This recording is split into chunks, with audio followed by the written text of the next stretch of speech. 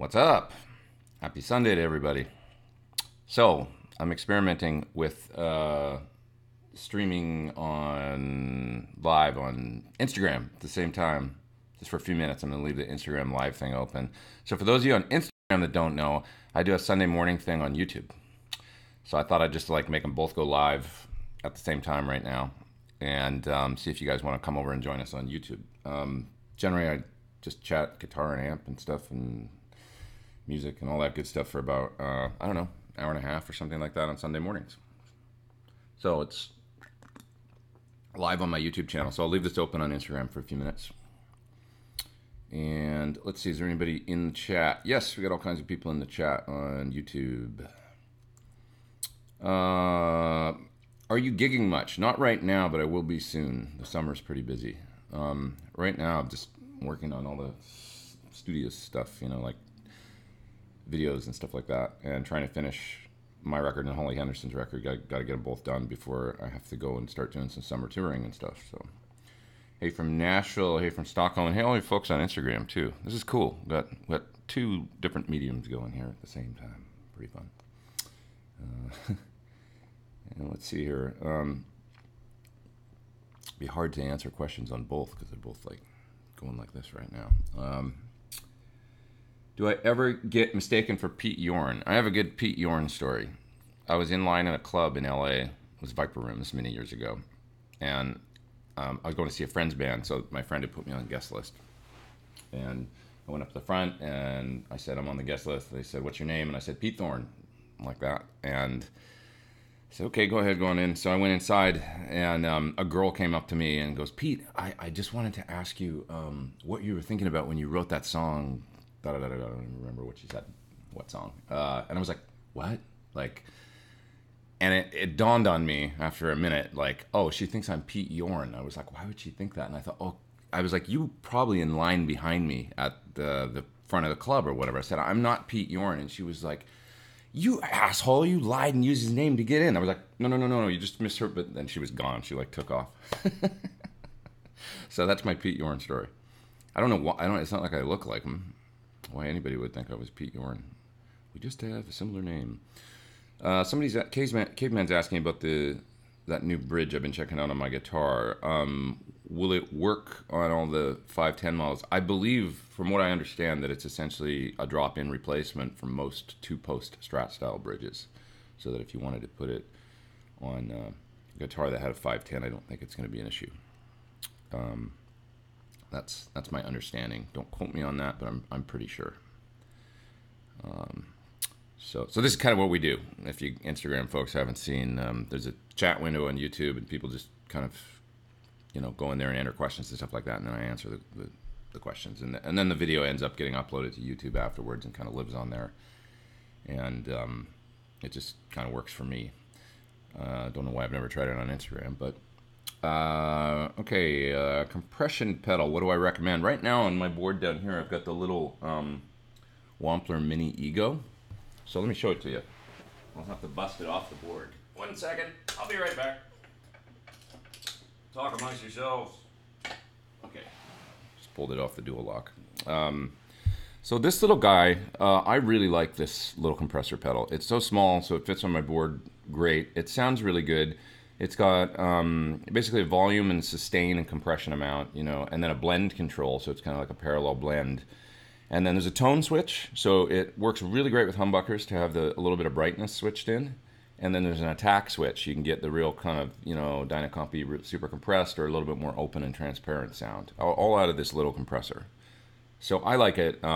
It does the job for me.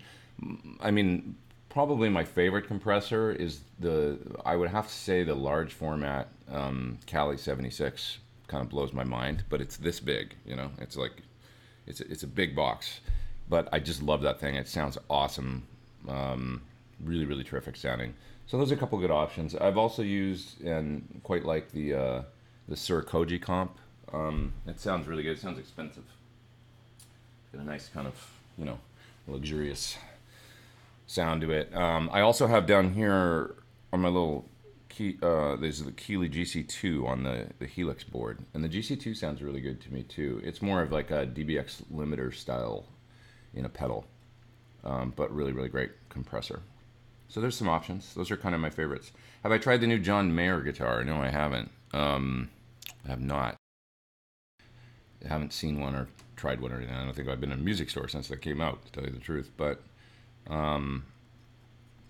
I liked John's video that he put out for it. I thought, oh, he's such a good guitar player, really, isn't he? I mean, like, if you watch him play in that video, he's got a wide berth of knowledge of blues and that style of guitar, you know, and he plays with such confidence and stuff. So anyway, I thought it sounded really good in the video. Of course, that's partially his hands, but he did sound mostly, you know. Let's go 85% his hands.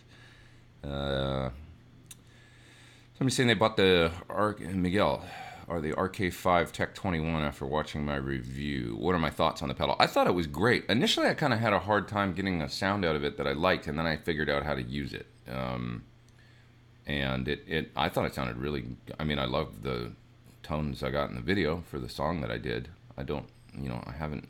It's not like I've used it much since then, but I thought it was great for somebody that wants to do what Richie's doing and plug into a clean amp and be able to get a wide variety of tones. Okay, so Instagram, folks, I'm going to sign off on Instagram, but come on over to YouTube if you have time. If you're not on, I know it's a different thing, and if you're on mobile and that's what you're doing, that's what you're doing. But anyway, I just wanted to say hi to the Instagram folks and say come on over to YouTube if you like, and ask me some questions about guitar or coffee. Look at my Sunset Sound mug. I'm very proud of it.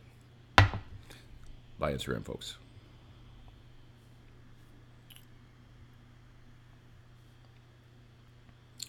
Wow, we had 240 people over on Instagram and 260. Maybe I should just do it that way. Just leave the window open on Instagram on Sundays too. Anyway, let's see if those folks come over and see us on YouTube. Have I tested the Chase Audio Bliss Tonal Recall? No, I've never tried it. Just kidding. Making a video for it right now. I started on it yesterday. How apropos that you should ask. Sounds great. Really, really good analog delay. Let's take a look at it. Well, I have it sitting right here. You guys see that okay? Analog delay with a number of features. Now, the Chase Bliss pedals initially really frightened me. And even in their manual, I noticed, because I was reading the manual to do some research on this, they mentioned these switches freak people out sometimes. And they freaked me out. I was like, oh my God, like making a video for that pedal, what's it going to be like? But basically what these switches do is they assign functions to the expression. So you can hook up control voltage or expression pedal to the jack here on the side, and then control stuff like delay time or mix or all that good stuff. So that's what these do, is they assign functions to the expression pedal. So that made it a little less scary. It uses two different chips in it to achieve a fairly long amount of true analog delay, and it's got a terrific modulation section and tone control. You can get this delay very, very, very dark and murky if you want to, and kind of super, watery and weird, or it can be more like a typical analog delay, I guess. But it's got some great options as far as fine-tuning the tone, and it's tap. So tap tempo in an analog delay, there aren't many of them out there. So I really quite like it, and I'm trying to get a video finished of it in the next few days. That's my thoughts on the tonal recall. There's a great, if you want to check it out further, there's a great Tim Pierce video out on it. He did a nice video for it. What's the best vibe pedal on the market? Well, the one I really like is the Vibe Machine, which is made in Croatia. I think I've done videos for 2 of the different Vibe Machine pedals. I think it's great. I know there's a ton out there I haven't tried, but I thought they did a really nice job. Seems like there's everything in a Vibe that anybody could want in the Vibe Machine. And having said that, I use the one in the Mobius a lot for. It sounds really good to me. I'm not a Vibe expert, or it's kind of Vibe for me is like wah, sort of like I use it sometimes, and almost anyone will do. That's my honest assessment. Whereas some people are really into Univibes, I know they're like, no, you got to have this one, or it's got to be, or the vintage one's got stuff that no other new one ever has, or that kind of thing. And I have Steve Stevens is a little like that. He's got a real Day of the Eagle and all that he covered on on his last solo album is super cool, and his vibe on that. And he really gets that tone, the Robin Trower, sort of phasing thing. And anyway, there's people out there that know much more than me. But so, long-winded way of saying Vibe Machine from Croatia was really, really nice, I thought. My previous comment on Greta Van Fleet, have I checked out Tyler Bryant and the Shakedown? No, I haven't. I would like to check them out. You're saying they've got that 70s feel and yet still original. Yeah, I mean, yeah, my issue with Greta Van Fleet is that it's so Zeppelin without drawing from other stuff that it becomes kind of like, it's great. I mean, I love seeing those young guys playing that music, but it's just like draw from other influences. And it's got. I used the Soundgarden comparison where it's like there's obvious sort of, you can make comparisons to Sabbath or to Zeppelin, but they took things from all kinds of bands and then turned it into something that didn't sound like anyone with Soundgarden. So that's my only thing with Greta Van Fleet, is that I feel it's a little too derivative, but they're young guys and they play great. I don't want to be, there's a lot more good stuff going on there than not good stuff, I think. So I would just hope that they kind of evolve. I mean, there's some great bands out there doing that. Vintage Trouble's another one. I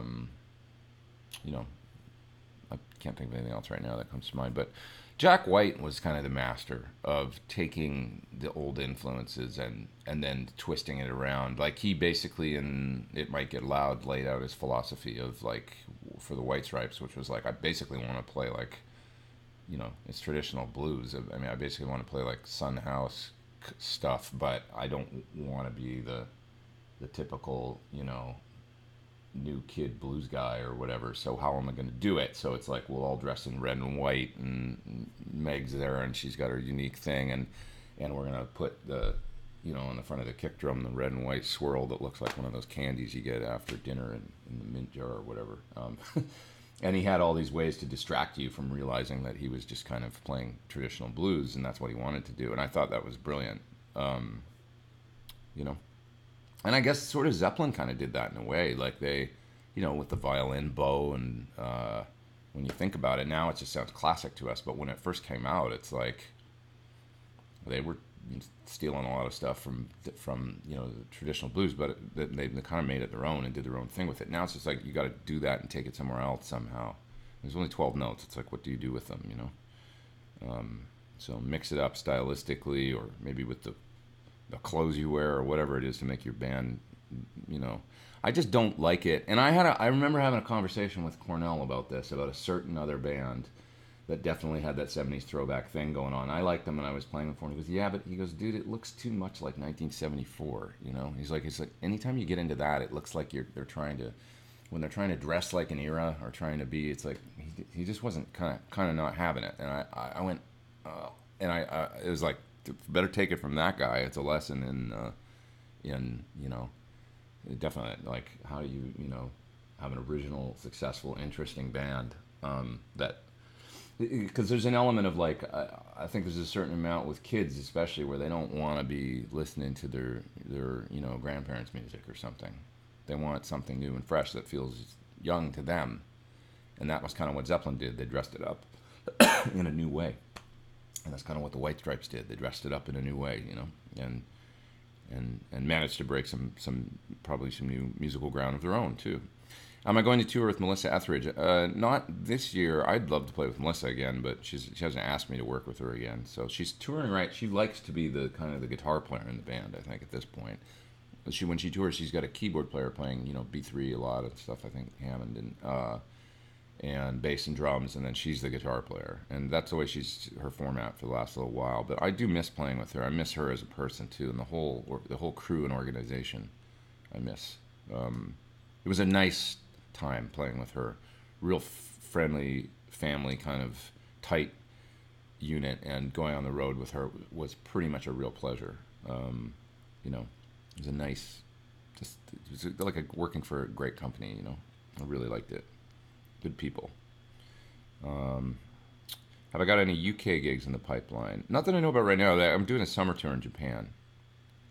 So, headed to pretty intense sort of schedule in the summertime.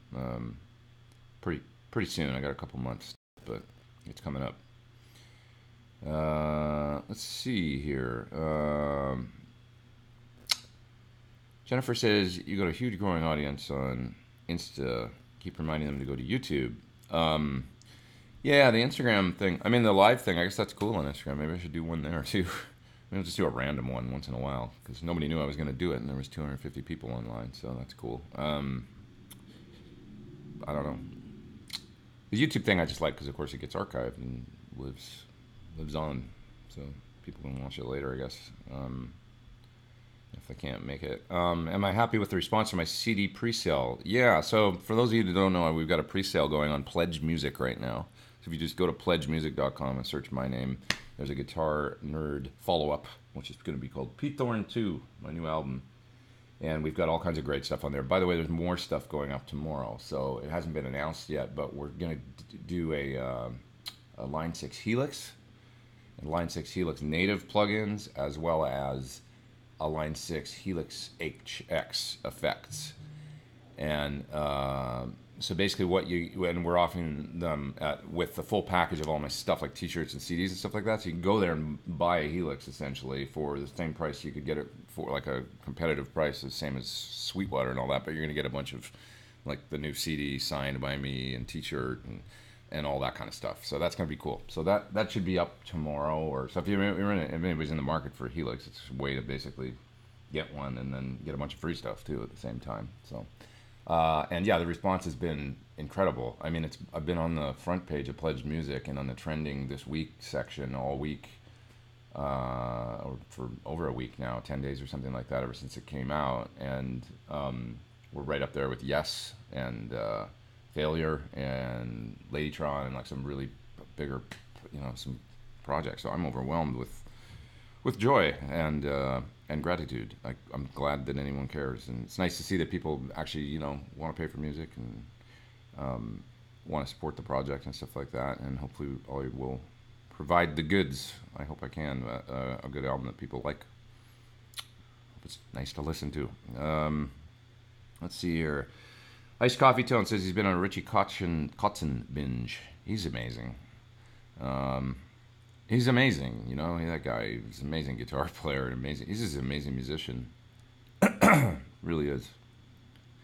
Was the guitar in my latest video a Gil Yeren? No, that was my Scala guitar, it's over there, but I'm too lazy to get up and get it. It's the Leo Scala Underdog is what it's called. And actually it's funny because I was playing it in the video, and then I realized, oh wait, the other guy that has one that looks exactly like this, because there ain't many of them out there, is Fortis from Guns N' Roses. And I actually played his before it was sent to him. The guy that made the guitar for me, Leo Scala, brought over the one that he ended up getting to Richard, and I played it in my studio, and that was like, dude, I want this guitar. And he's like, well, I got this one's going to Richard, but I'll make you another one. So he made me one exactly like it. And I know Richard in his Guns N' Roses rig rundown, he shows that guitar and kind of demonstrates it and stuff. So if you want to see more of that guitar, go to watch that Richard Fortis rig rundown. It's a premier guitar rig rundown with him, and it's actually really good. He's a real great player, and a real guitar nerd like us. So he's one of us. Seems like a great guy. Let's see. Is Sir coming out with a reactive attenuator? Well, they already have the reactive. Oh, reactive attenuator. Sorry, of course. I don't really think never say never. I don't think it's something he's been developing actively right now. He's working on other stuff. But that is not something, you've got obviously the Fryad out there, which is a nice price. I think they're, $600-700, something like that. It's not too expensive for all the stuff that it is. And it's a little bit tough, I would say, of a market to compete. Somewhat of a limited market, for those things these days. So maybe he's just decided it's not where he wants to focus all of his efforts. Have I tried the Motor City second degree black belt compared to the Thornbucker Plus? No, never directly, but I know that the difference in sound is clear to me in my head. I have the Motor City pickup in my black guitar with the tortoiseshell pickguard, but it's got an hard ash body. It's the Van Halen formula. It's a hard ash body with a you know, maple, real hard maple neck and all that. So it's got a bright tone. The guitar's got a bright, kind of fast attack kind of tone. And I don't have all the guitars that I have Thornbuckers in. Well, I've got I guess my Alder one would be the closest. But when I think about, I mean, when we were comparing magnets, for instance, in the Thornbucker, I tried Alnico 5, and you know, the difference in tone is obvious between the 4 and the 5 and stuff. So I know the sort of Alnico 5 PAF formula as opposed to the Alnico 4. The Alnico 4 just evens out frequencies, kind of makes it very, it's like a real even blend of frequencies, and the top end's a little bit sweeter. The thing that I found with the Alnico 4 in experimenting, because we wound pickups all kinds of strengths with it, is that you kind of can't go too far, at least with the formula we were working with, as far as the whine goes. Like, you go above 9K and it starts losing the clarity, which is what I really wanted out of Thornbuckers. The almost single coil-like clarity at times, you know. So it was starting to lose that and close down the top end a bit as you wound it hotter and hotter. So we went as about as hot as we could, which was about 8.7 or 8K, I think, while still retaining kind of the original character that the original Thornbucker had, not the Plus model, which is about an 8.3 or 4K pickup. So I'm going to say that, what are you going to find with the Motor City pickup? Well, it's going to be it's going to have a sort of a brighter, more aggressive character, but it would be my choice if I was like, if I want that old Van Halen thing or something. You kind of need that. For my pickup, I wanted something slightly different, just a little bit more rounded on the top end. T. Crane says he's never heard of Pete Thorn. Pete Thorn was he came out around, I don't know, 2000, 2001. I remember going to see him live in Minneapolis around then. I saw the amazing band Elbow open for him too, and I'd never heard of them, and I became a huge fan that night. But Pete was cool. He had I mean, I think he's still around releasing music and stuff. I don't really follow him right now, but he was cool. He was kind of like just rootsy, kind of like Americana rock and roll kind of guy. Good. It was good music. Check him out. I like that first album a lot. It was cool. That song, Strange Ambition or whatever it was called, that was a cool tune. Really, really cool. If you like Tom Petty and stuff, you probably dig it. Yeah, moving along. Ed Wap got a 65 Bassman 212 for basically nothing. One of the speakers blew a bit after getting it. What would I replace them with? Already have two Marshalls of Celestion, so something different. Maybe if you want to try a Celestion, you could try an A-type, because it is pretty different for Celestions. That would be a nice speaker in that cabinet, I would think. I really like the A-type with Fender-style amps, but I'm a Celestion guy. If you don't want to try a Celestion,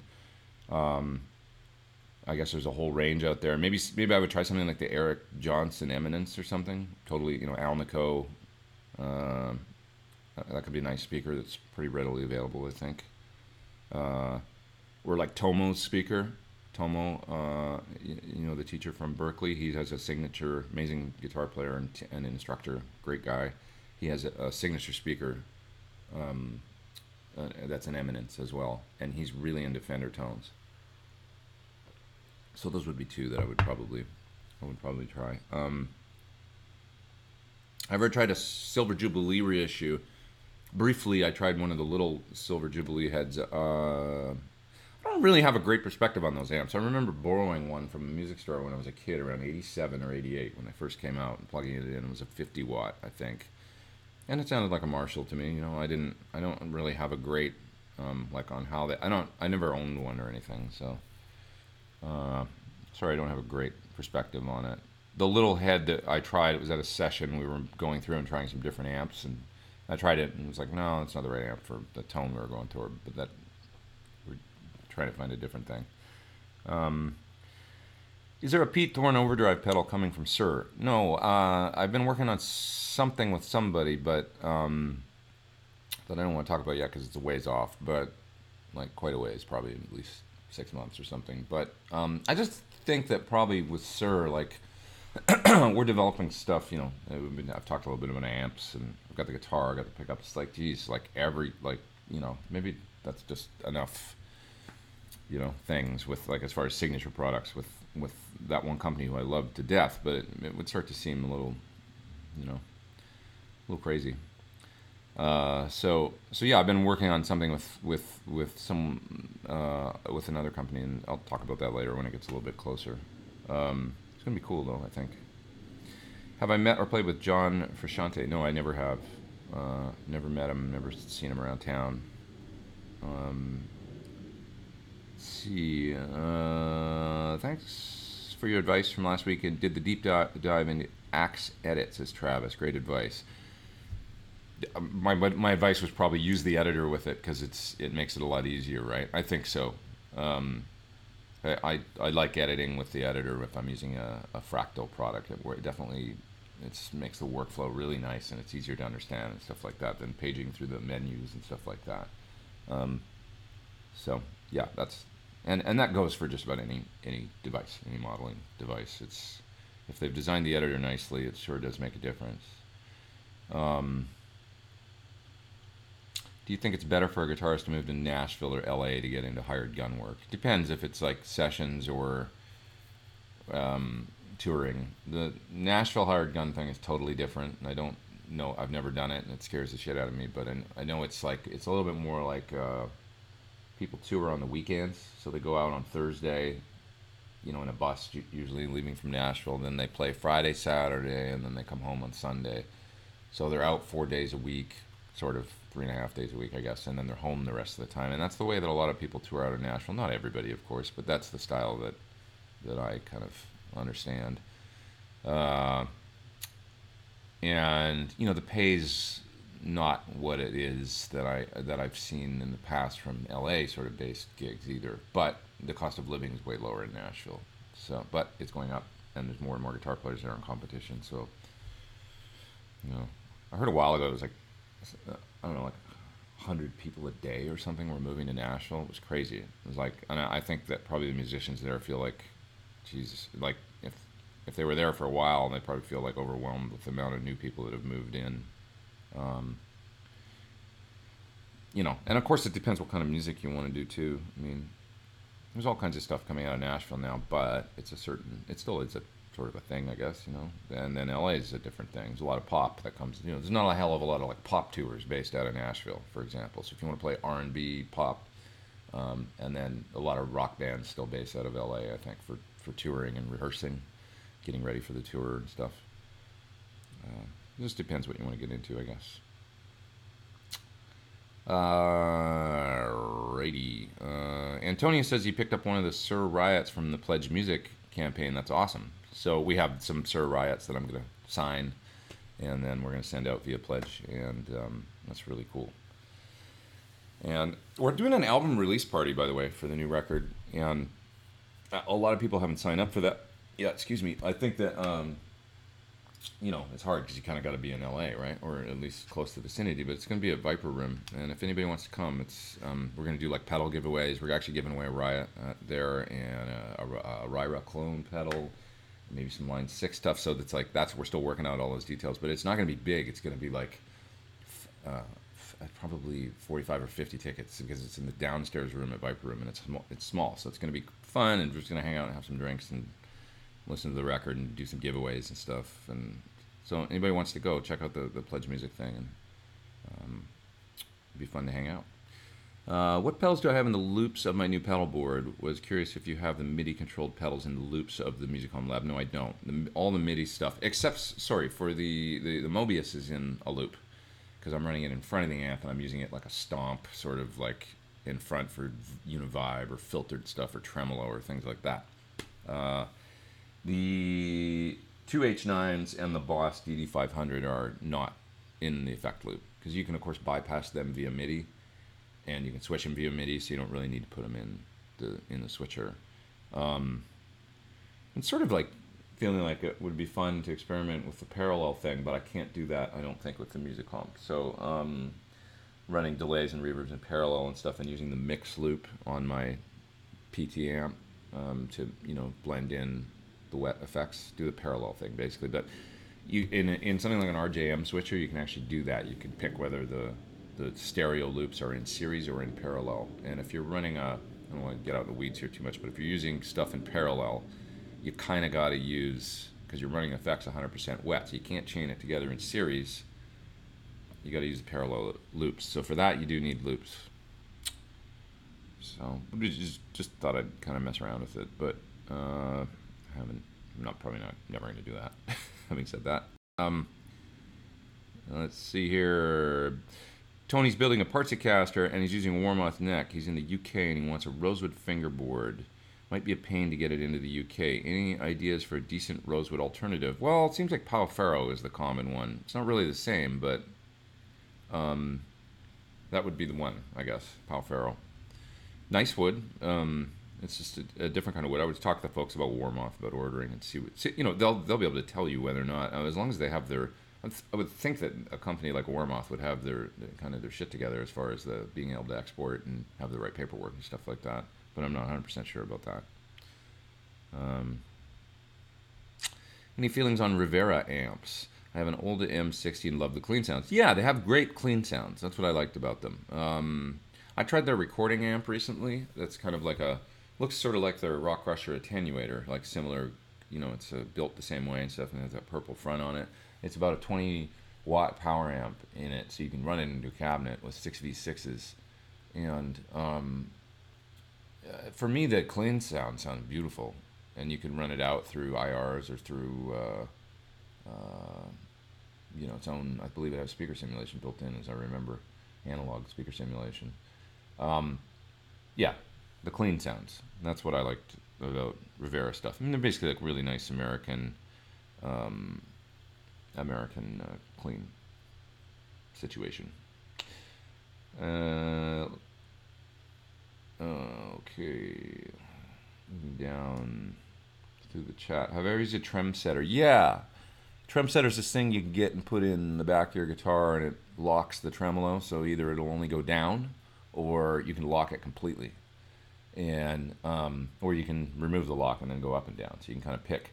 Loved it, and it actually made on a floating bridge, 510 style is what I tried it on, and when you set the thing so it only went down, when you locked it, the tone got better, like kind of noticeably. Something about this solid thing of that, that trem thing in the back, and I don't know, it just made like the guitar just sounded more resonant, or more like instantly it was like, whoa, that increased the sort of solid resonance of the tone. And I would do it all the time. I'd like take it off and then put it on and go like, yep, there it is. There's that sound.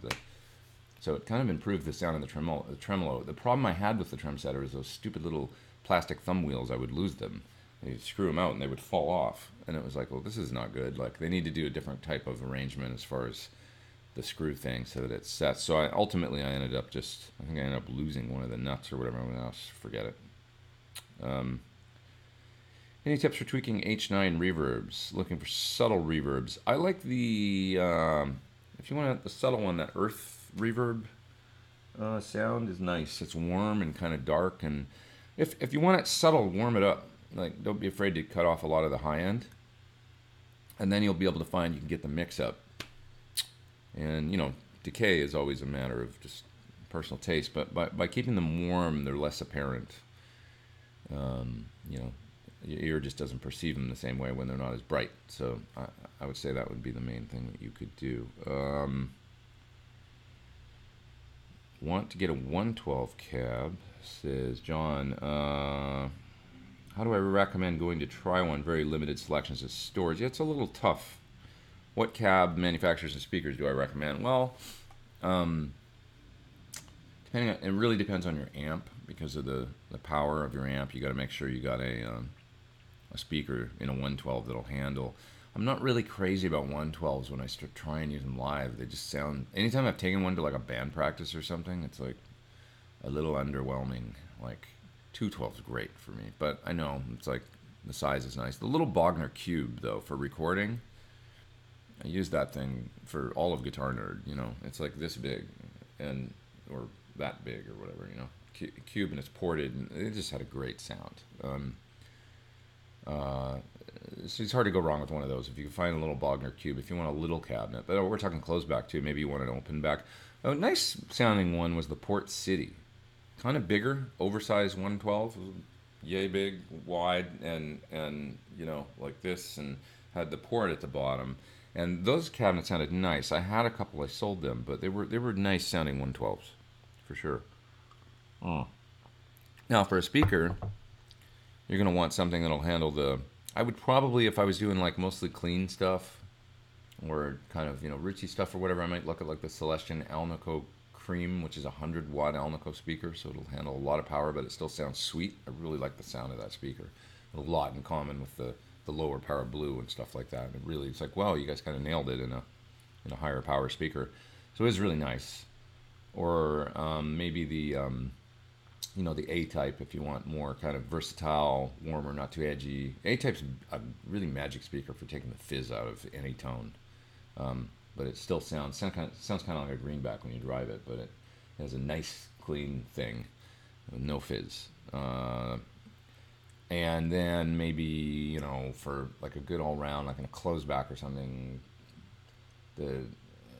I'd probably listen to the Celestion Creamback 75, the same speaker we use in the PT cabs, because it's just a real good all-round speaker, and it'll handle at least 75 watts without any problems. So yeah, but look at the Port City cabs, maybe the little Bogners. The Sss's nice too. They've got a little ported one too. It's a little different. I think the Bogner's rear loaded, kind of like I'm pretty sure it's rear loaded like a Marshall 412, whereas the Sss's front loaded is a little different sound. And Queen Lizzie says, really digging the Pledge Music updates. Yeah, I'll do more of those. It's I've only got 2 up right now, I think, but I've got... So if you do sign up for the Pledge Music thing, get in on one of those packages. I put up these videos there that you can't see anywhere else. It's like me tracking stuff for the record and stuff. And sort of showing the setups and like how I'm playing the licks and things like that. A little creative insight process. Let's see here. Any good Don Henley stories? Also, what was my rig while playing with him?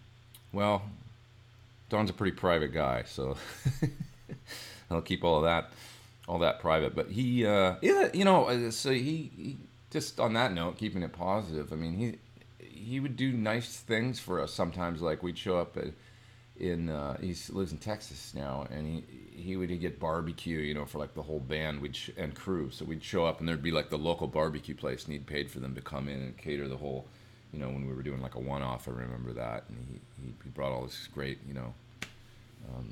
barbecue and collard greens and stuff in and stuff. And he's like, you guys got to try this. It's awesome. It's my favorite place. So I thought that was really nice. He would do things like that, and he it was fun playing with him from the perspective, well, I mean, it was like I was probably relatively nervous every night. He demands a high level of perfection and stuff like that, but he just wanted it to be right, and he wanted it to sound good on stage, and that's what I saw. And as long as everything was going good on the gig, and the sound was good, and the crowd was respectful and stuff, because he didn't like when people were like, crude between songs or yelling at him or anything like that. That could sometimes upset him. But he as long as he was having fun and like he settled in, it was like everything was going good and the music was sounding good and stuff, then he'd start to kind of you'd play a solo or something, he'd come over to you and stand there beside you and like kind of like, yeah, get it, and it was cool. Like when you stepped up to the front of the stage and really like went for it and then backed off, he looked at you like, yeah, that was like you just delivered or whatever. And that always felt really good from kind of I used to hear Boys of Summer, when I was like 13 years old, waking up for junior high or whatever, on the radio. It was such a massive hit. And then like to be playing that on stage with him, and not to mention, the end of the night was the encore was generally Hotel California into Desperado. So, you'd rip that solo at the end, and just like that felt really good to get through that solo and play it. Well, he'd stand behind with maracas generally, so he's back there shaking the maracas, and me and Stuart would be up front playing the harmony lead and stuff, and it was just like, yeah, this is some world-class shit right now. This is a serious song. And I always felt the weight of playing that song in particular. Like, you can't half-ass this song. You gotta, this is serious business. And so, getting through that song, it felt like, man, it's Miller time after the last note. But we always had one more song to play, which was Desperado. And it's a very easy song to play for whatever I was doing on guitar. So I got to many. You know, the way I felt playing with Don is I felt like a fan that was at the show, because there's plenty of space in the music where you don't have to play and you can kind of just stop playing, and then it'd be piano and bass and vocal or whatever for a verse. A song like New York Minute, which is the best lyrics of any song ever written, probably. And I got to stand there and just watch him. I didn't have to play in the verse, and he would sing those verses, and I love that song, and it was like I was at the show. And then I just had to come in the chorus and remember to keep playing, because it was like I had to sing and play. But that was a real, every night listening to him, he's amazing. So that was a real great, real good time, like real deep, kind of, on a musical level, and also sort of a satisfaction level. It was a hard, demanding gig, but like you felt like it was a good day of work when you got through a show, and if the show was good, and it was like job well done or whatever, like a sense of satisfaction. Okay. T Crane, is there a good multi-pedal with gate, boost, and delay? Gate. The first thing that came to mind was that little Nuex, Cerberus pedal. That might have a gate in it, I think. But it's definitely got the delay. T-Rex has one. Gate. I'm not sure about the gate. You might have to, might have to look at different options for gate. Carl Martin, I always liked the original Quattro pedal. I thought it was really good. Do I honestly like the Free the Tone SOV2 pedal? Sorry, I don't know that pedal. Not sure what that one is. That was from Chris Fleming. Have I tried Landry? No, but all the videos I've heard sound really quite good. Am I coming to Australia with Melissa? No, I'm not. I wish. I'd love to go on a trip to Australia. And like I was saying earlier, she's the only guitar player in the band now. And I think she likes it that way. I've seen that same message from, I'm not sure why I see things over and over again, but he's saying, have I tested the Chase Bliss Tonal Recall? And I showed you guys that already. I have one right here, and I'm doing a video for it. Okay. R. Anderson's mentioning the Paul Gilbert tutorial that I mentioned sometimes that I watched to work on my picking technique. That was the Paul Gilbert Intense Rock video.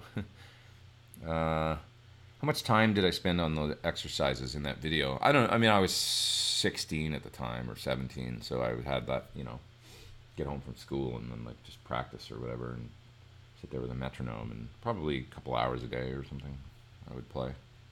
I was never like an 8-hour-a-day guy. I never did that. That's probably why I'm, not Paul Gilbert. he worked harder than me. There was that, like Steve Vai, 12-hour guitar workout and all that stuff came out. I'm like, oh man, that sounds like a lot of guitar. I don't know if I can get with that. But yeah, I was always a little bit lazy. But I did do like, a couple hours a day of practice probably back then at least. You can get a lot done in a short period of time if you use the metronome. Just playing up to your limit, and then sort of trying to push yourself beyond that limit a little bit, and really just push that envelope. And that speed came relatively quickly for me. At least whatever speed I was able to get to, Some guys like Martin Miller have some good videos on this subject, developing that kind of speed and technique. Let's see. Simon says he's got a Black Star amp, and when he disengages his boost pedal after solo, he gets a volume drop. So then you want a volume drop because you were boosting. So I'm not sure what you mean. If it's boosting, you're going to get a volume boost, right? As long as it's checked all pedal and it's fine. Have I any ideas? Sorry, dude, I don't get it. Do you mean like, so the amp was at one level and then you turn on the boost and it goes up and you boost and then you turn it off and then it drops down below where it was before?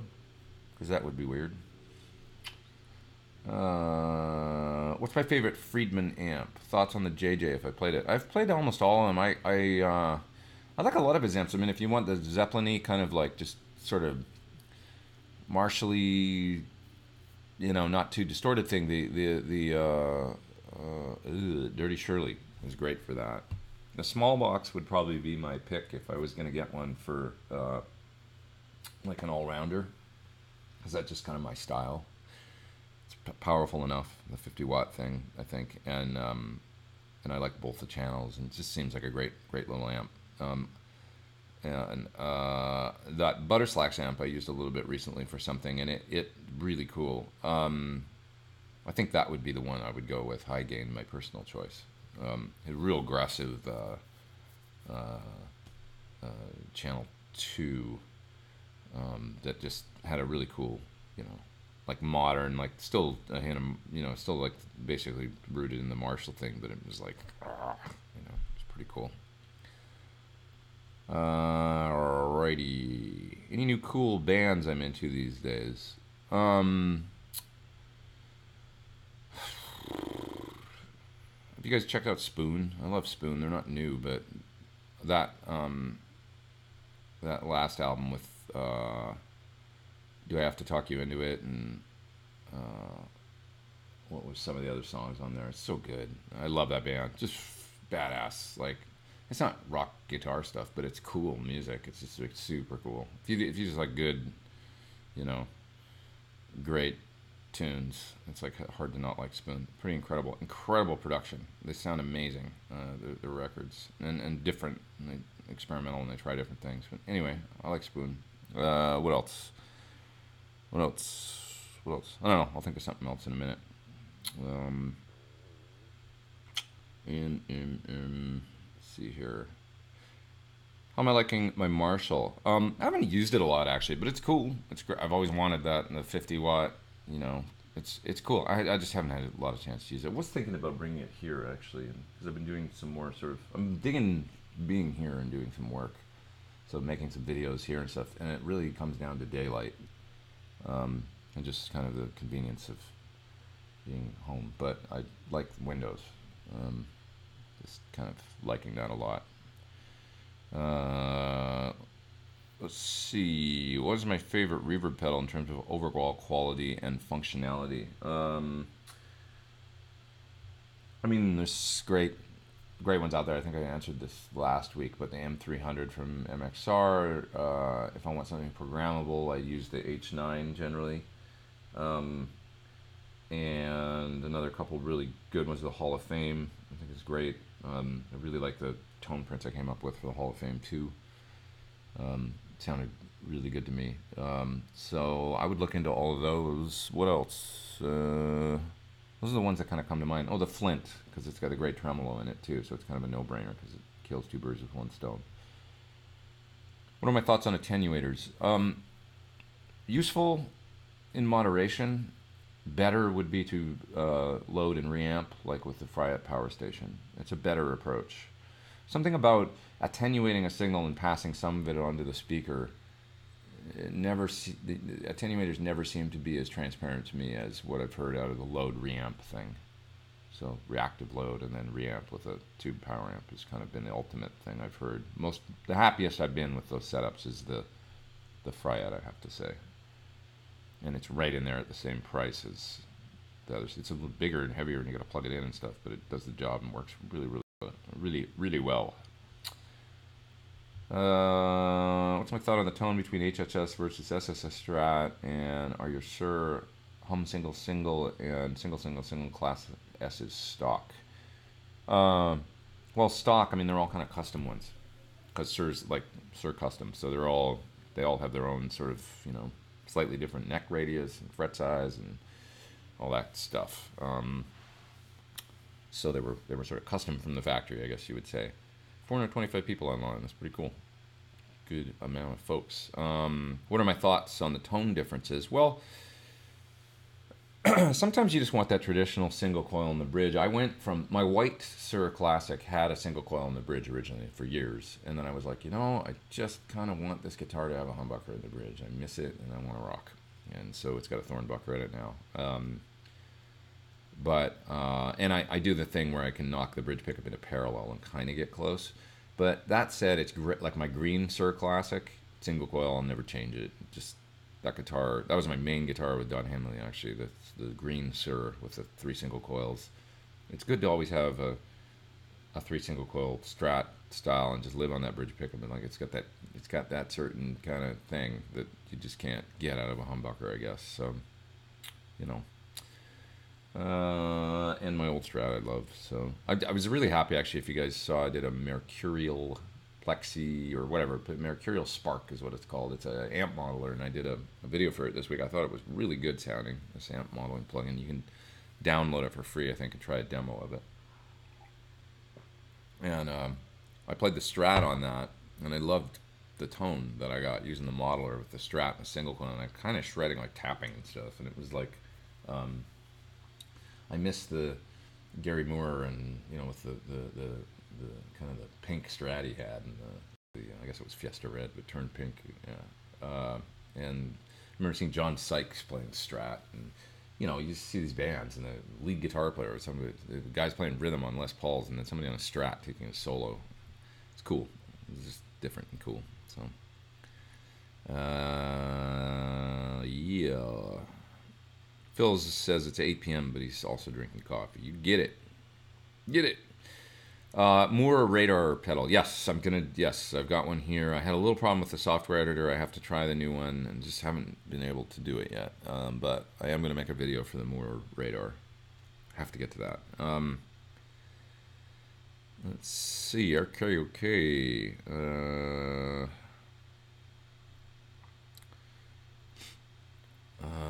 Very important question. I am a new subscriber and learned about you from the Line 6M series review. What is your story of how you got here? Oh man.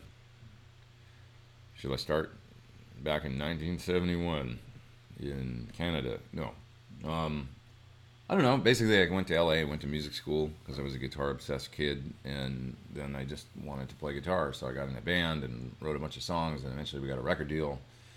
And after that ended, that's what turned me into a professional musician, was that project. And then I haven't had a day job since.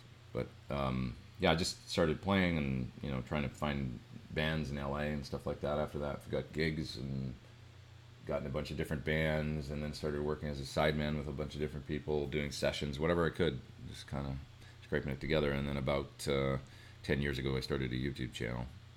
A little more than that, actually, but and YouTube slowly became more and more of what I do in my life. And that's it, really. That was the arc thus far.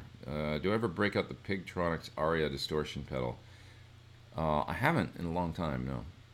I remember it was kind of the more sort of Fendery one.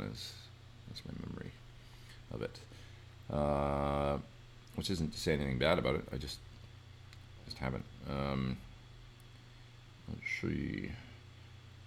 You've mentioned to hold out a little longer for amp purchase for a new Sur PT option. I'm looking at a smaller head cab or combo amps, also synergy modules with a powered speaker. Suggestions?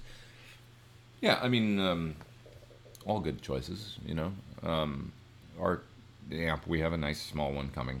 You know, it's going to be a reasonable weight with a ton of great features, and so if you can hang on, it's been promised to me this year.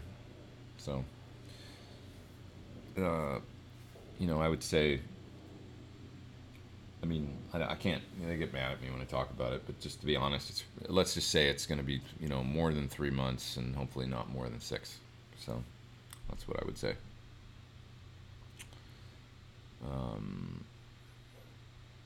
Yeah, and the synergy stuff seems cool. I haven't really tried a lot of it. Tried it a little bit. There's a head that I thought was cool that was like a 30-watt cathode bias head that's got a clean channel in it with a volume, treble, and bass, and then you can load a module into it and have like 2 channels in the module for your gain sound. I thought that was nice, you know. I tried it. It sounded good to me. Okay. Am I satisfied with the Sony headphones? Yeah. I just know how these are supposed to sound. They're 7506s. Somebody was giving me in a YouTube comment for having like I guess I can fix this. I don't know. I treat my gear terrible sometimes. There's a little knot in the cord. Oh, I can't do this right now. All right, we'll get to it later. Anyway, good headphones. They kind of remind me in a way of NS10s or something. Like, they're real bright. But I know how they're supposed to sound. It's like I'm familiar with, okay, I know how to, like I can mix on them actually. There's not a lot of bass, and they are definitely kind of hyped, but I know when the mix sounds because I've listened to them for years and years and years and years. And a lot of other headphones, I put them on and I'm like, I don't have any idea like what I'm doing right now on these. I can't tell because they're bassier. Like a lot of headphones have more bass. They're sort of darker. That's what I find with like those, for example, like those AKG, what are they called, 240s or something, or the Fostex ones that you see a lot, or you know, they all had this sort of darker thing, and that would confuse me. I have some Audio Technicas I quite like too, but they are fuller and bassier, and I would still have to get used to them in order to actually feel confident, like doing a mix in a hotel room or something on them, and knowing it was good.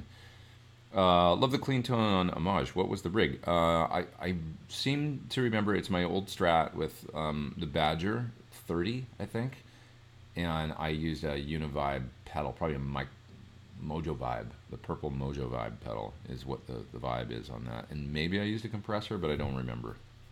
And I would have cut it, as I recall, I cut it in my apartment years ago with just like a 112 cabinet.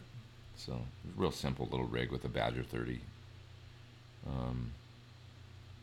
Yeah.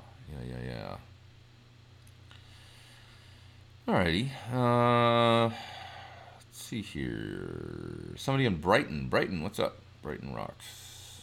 I like Brighton. Just rewired his guitar, Ted from Brighton, with a DiMarzio Crunch Lab. Which sounds like it's 11.8K, I guess, and a Seymour Duncan hot rails in the neck. And he'd love it. That's cool. That's hotter than I would have in my guitar, but that's the beauty of guitars, is they're like snowflakes. No two are the same. You can have different rigs, and it's all good. I'm not a real familiar with DiMarzio pickups, I must admit. I've got a Super Distortion and one guitar, and that's about it. That's interesting. Patrick says Insta Live is capped at 1 hour, so you can only go to an hour on Instagram Live. Good to know. Yeah. Okay. Chase Bliss pedals look like they're from some way cool future that's cooler than right now. They do look cool. I like the knobs, like on this Tonal Recall pedal, the red knobs and stuff. They got a cool look. And I will get this video done for them. I've sort of owed them a video for a long time, I feel like. I'll get it done this week. A good sounding delay, so it's not going to be hard. I started it yesterday.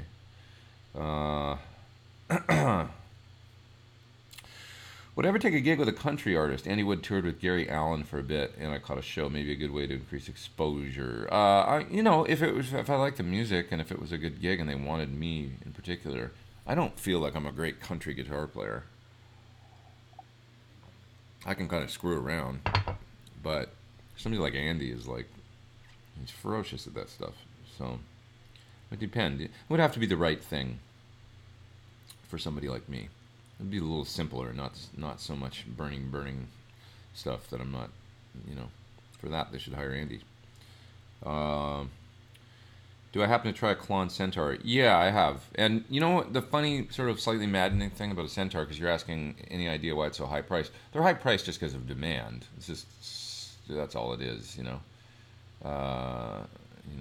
demand and supply and demand, basically. But they're just a vintage piece that's expensive now that you can't kind of get anymore. Now it's just a pedal, but there was something about I played a gold one a while ago, and I compared it to some other cloney kind of stuff, and it was like, it does have a little something, and I didn't even want to think so. When I first plugged it in, I was like, nope, sounds the same, and then I listened a little closer, and I was like, oh shit, I think I prefer it, and I didn't even want to like it, because I don't have one, so, but it was kind of cool, so, there was something to it, tonally, just had a sweetness to it, and it wasn't like like you're turning on a distortion pedal. It had this thing where the thing I like about Klons in general is they've got a tone that bonds with the amp in a nice way, pushes the mids forward and makes the guitar just kind of leap out a little bit, gives you fat single notes, in a very kind of natural way, more natural than a lot of drives to me. They've got this, I hate to use the word, but organic character. And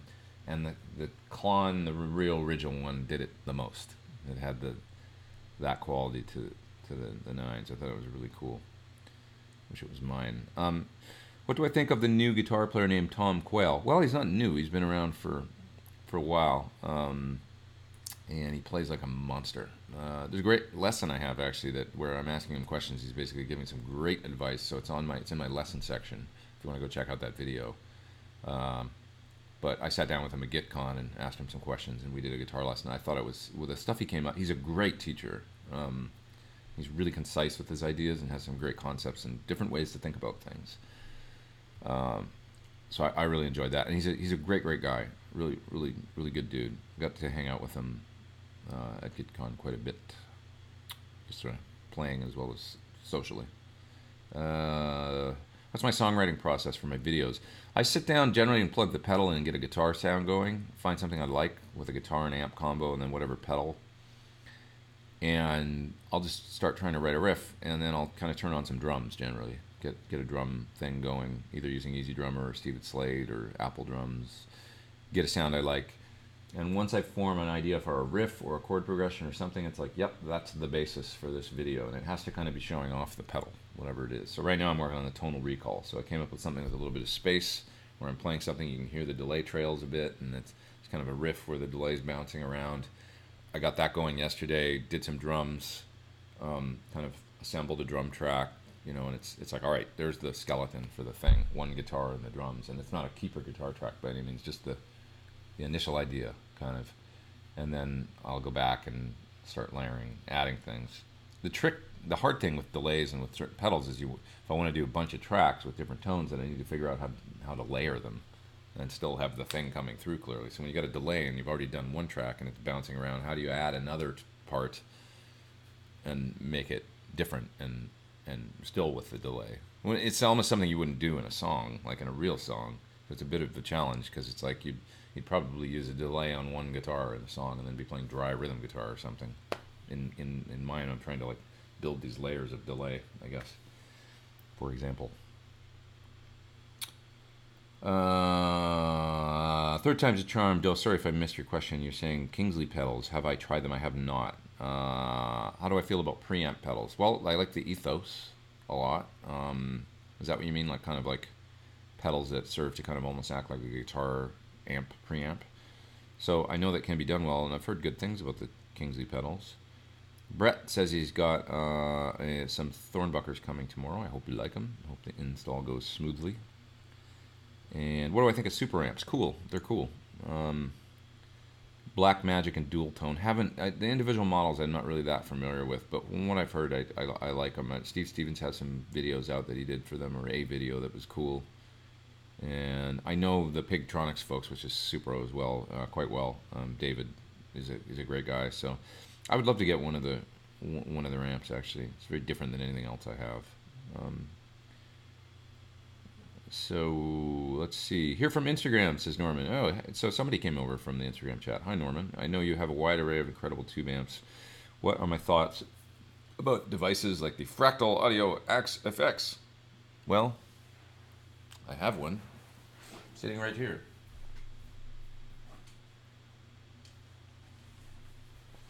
There it is. The AX8. This I really like actually because it's small. It's so small. And it does sound great. Like, so taking this over to the Tim and Pete show place, which is Tim Pierce's studio, of course. I used this on the video that we did recently with Laurie Basilio, and you can hear me and her playing through it. And I made some presets, and I thought they sounded really good. I mean, it's a great device, you know? It's a great tool. It's not a substitute for a guitar amp, but it's a different thing, and it's another way to get guitar sound. And I think they're, they make good stuff, and so I'm a fan of both that and the Helix and the Kemper and all that stuff. Anything that helps you get work done. Any thoughts on the Spaceman Mercury? Is that 4? Mercury 4. That's how you write 4 in Roman numerals, right? Or is it 6? I tried a Spaceman pedal once, and I loved the way they looked. It was made out of old Russian, new old stock kind of stuff.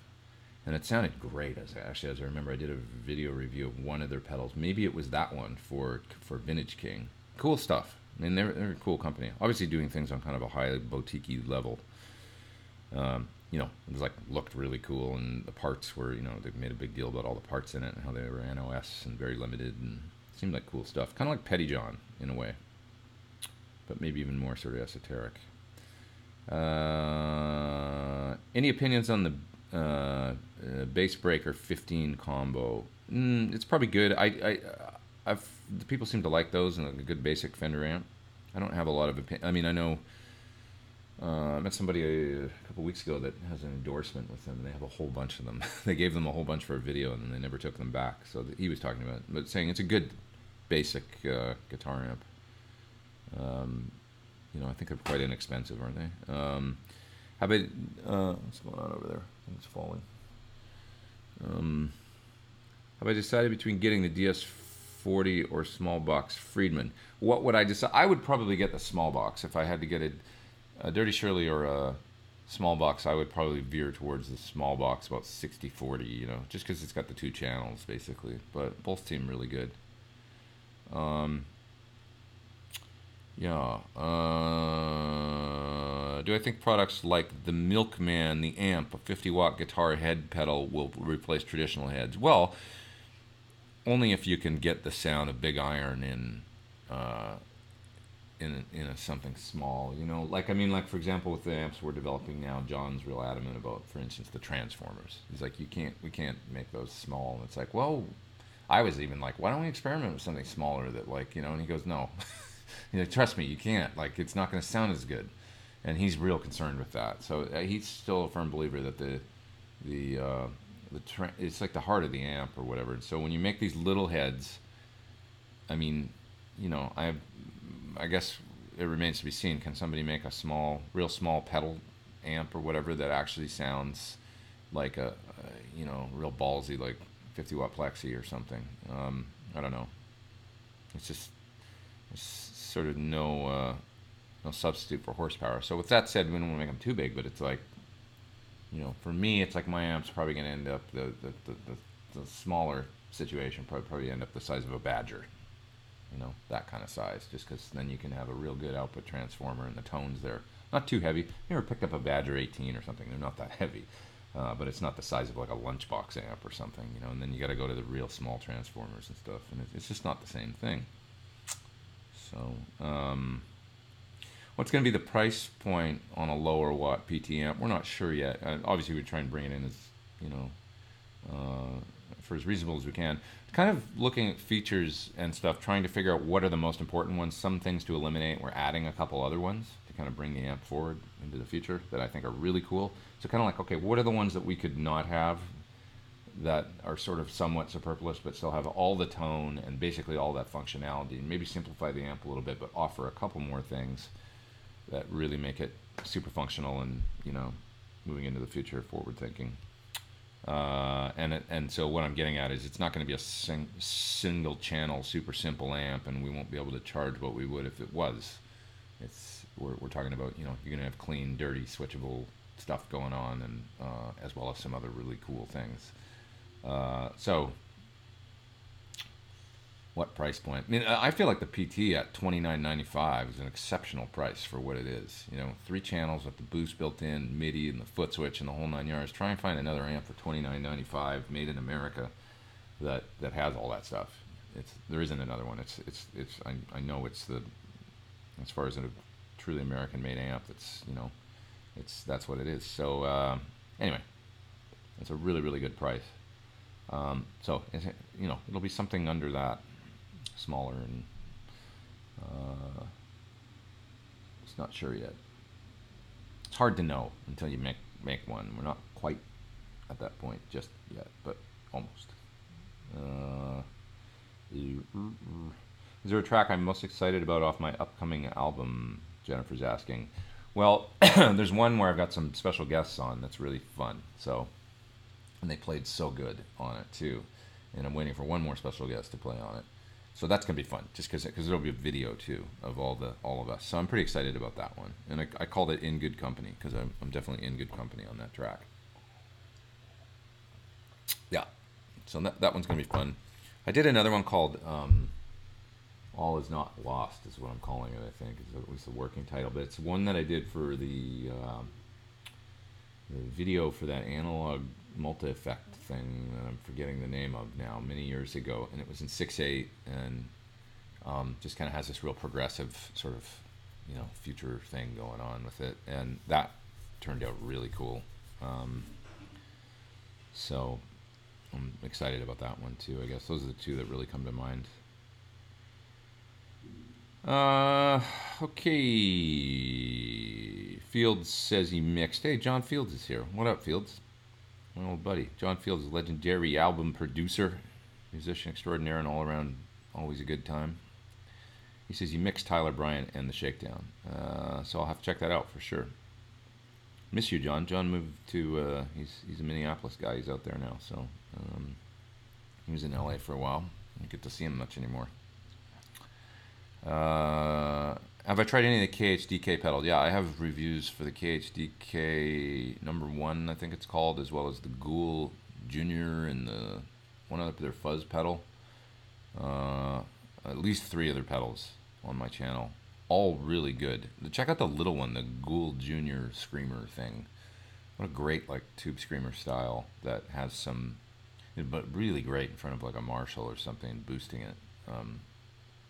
It's great for it's the designer of that stuff, the guy that they're working with, Dave Caron and Kirk Hammett, is really good, and I believe he had something to do with the.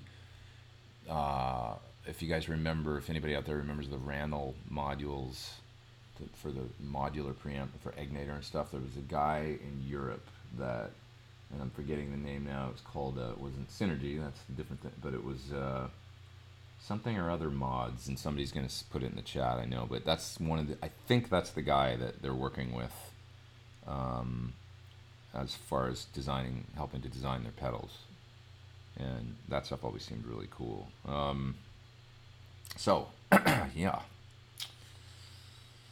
Okay, imagine a pedal board with the Milkman, the amp, and both Victory V4 Sheriff and Kranken preamp pedals, a couple of effect pedals, and you have all you need from clean to crunch. It would be a heavy pedal board, though, dude. That Victory, isn't that a big, it's big, right? Might as well get an amp at that point. But no, it could be cool. Absolutely. There's something about having everything all in one board, even if it's like it's one trip from the car, even if it weighs 85 pounds, I guess. Better than carrying 2 things. What's the last concert I attended as a fan? Big Wreck. About 2 weeks ago, I guess. This was really fun. Big Wreck at the Roxy. Okay. Before that, I don't remember. It's been a minute. Maybe it was Pete Townsend actually doing Quadrophenia at the Greek, which was awesome. It was like with the symphony. It was really cool. Will we see a review with the X-Load? Maybe. I'm not sure yet. It does sound really good. It's a great load box. There's a couple good ones out there now. The Sur has always been my one of choice. You know, the X-Load is great too. It sounds really good. So some good ones, you know.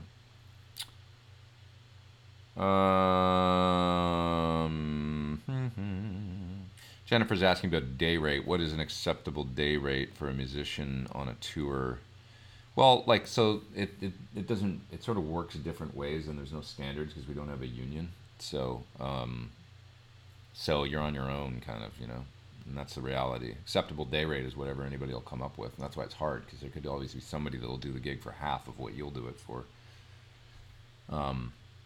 So it's whatever you think you can deal with. Many gigs, like the Nashville thing, I think is they only pay. I don't think they paid travel days. They pay by the gig. So you might get $500 a show, but then you're out for 4 days. So you'll make $1,000 in 4 days. You know, that's, you know what I mean. It's just you only get paid like for the Friday and Saturday and the Thursday and Sunday surrounding. They'll pay. Maybe not every gig's like that. Maybe some. I remember. You know, it used to be like you'd get on a.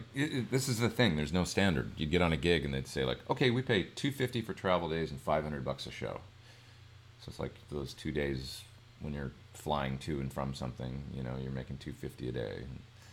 You know, this is totally arbitrary, by the way. These numbers I'm coming up with. But that can be a thing, or it can be nope. We only pay, but we pay $1,000 a show. So you go away 3 days, do 1 gig, and you make $1,000 or whatever. There's other gigs where you'll fly, like I know of people that are doing some Chinese pop gigs and stuff like that, and they don't play all the time. They play like, you know, one show a week or something. So you have the option of flying back and forth to China once a week, which is brutal. Or you can stay there, right? So you stay, but I think they pay you just for the show. And so it's like, you kind of have to look at it like, well, I'm going to be gone a week and I'm going to make money for one, or you could look at it like spacing it out over the course of the week, you know. There's absolutely no standard. So, and everybody's different with what they need to survive. So it's all over the map, and it always has been, because there's no union. So, and it sucks kind of in a way. You know, used to be like, you know, we go into you know, New York City to play at Roseland Ballroom or something. Well, the crews there, the local crews, highly unionized. So it's like, they'd be like, okay, from 5 to 6 is a dark stage, so nobody can be making noise, and there'd be all these rules, you know, like really hardcore. And it was like, be like, man, the only people in here not protected under all these different laws are the musicians actually playing the show.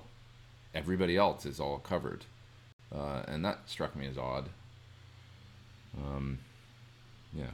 So for touring guys, there was never a standard. Am I using Wave's Real ADT plugin? Is that a tape plugin? No, I generally use the Steven Slate tape plugin, or I've been using quite a bit lately the 800 Studer from UA, and also the Ampex 102 Studer 2-track plugin. Both, they all sound really good to me. Use them for different things. William, who is Pete Thorn? What's your story? Maybe you heard me. I probably already answered, and then I just hadn't answered, and then you asked again, sort of thing. But I'm a Canadian knucklehead. That's my story, basically. Yeah. Charles says the new Jack White album's amazing. I haven't listened yet. I think what he's doing is really cool in that he's playing EVH guitars now, because he's like, well, I'm going to do the exact opposite of what I used to do. I'm going to get a really easy playing guitar. I thought that was just like great. I love that guy in many ways. His attitude is awesome, you know? He's not afraid to just, he's kind of fearless. Maybe he's got fears and then he just faces them, and that's his whole, like, you know, he's constantly like butting his head up against the wall, trying something different. I love it. As opposed to trying to make, you know, he's not easy on himself, and so he's always doing interesting stuff because he's an artist. He's like, I have a lot of admiration for him, so I'll look forward to hearing it, listening to it. Any thoughts on the Eric Johnson Thinline Strat or the Outlaw Deputy Marshall pedal? I haven't seen that Marshall pedal at all. The Thinline, they look weird to me, putting an F-hole in a Strat. I don't know. It just looks weird to me, I guess, but I hope Eric is successful with it, and that maybe it sounds really good. Who knows? It's all a matter of getting used to stuff, and I used the example, I think, last week of the F-hole in the Telly. We were used to seeing that since the 70s, so Tellys with F-holes look cool to me. It's like, yeah, that looks great. In a Strat, it's just like, but in probably another 10 years or something, maybe I would get used to it if it became relatively popular and I saw it all the time. You use Sony headphones. Are they good for the Helix? Well, it depends if you like the sound. I think it's just a personal taste thing. I just got used to them, really, honestly, the 7506s. You know, you get used to the sound of something, and then you feel like, I know what that sounds like, and it's almost like, I guess I do like the sort of forward, brighter, slightly hyped thing rather than a darker headphone that sounds kind of muffled.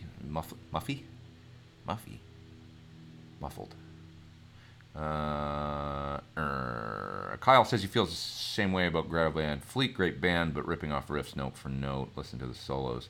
I hope they become more original. Yeah, they can play, and that singer's outstanding, you know. But just do something more, less Zeppelin. Great if you've got that, but you know, just listen to I don't know, reggae and punk rock for like 6 months. No Led Zeppelin, or the Police or something, you know. Go completely some other direction, then blend it all together, and then okay, now we got something. Yeah.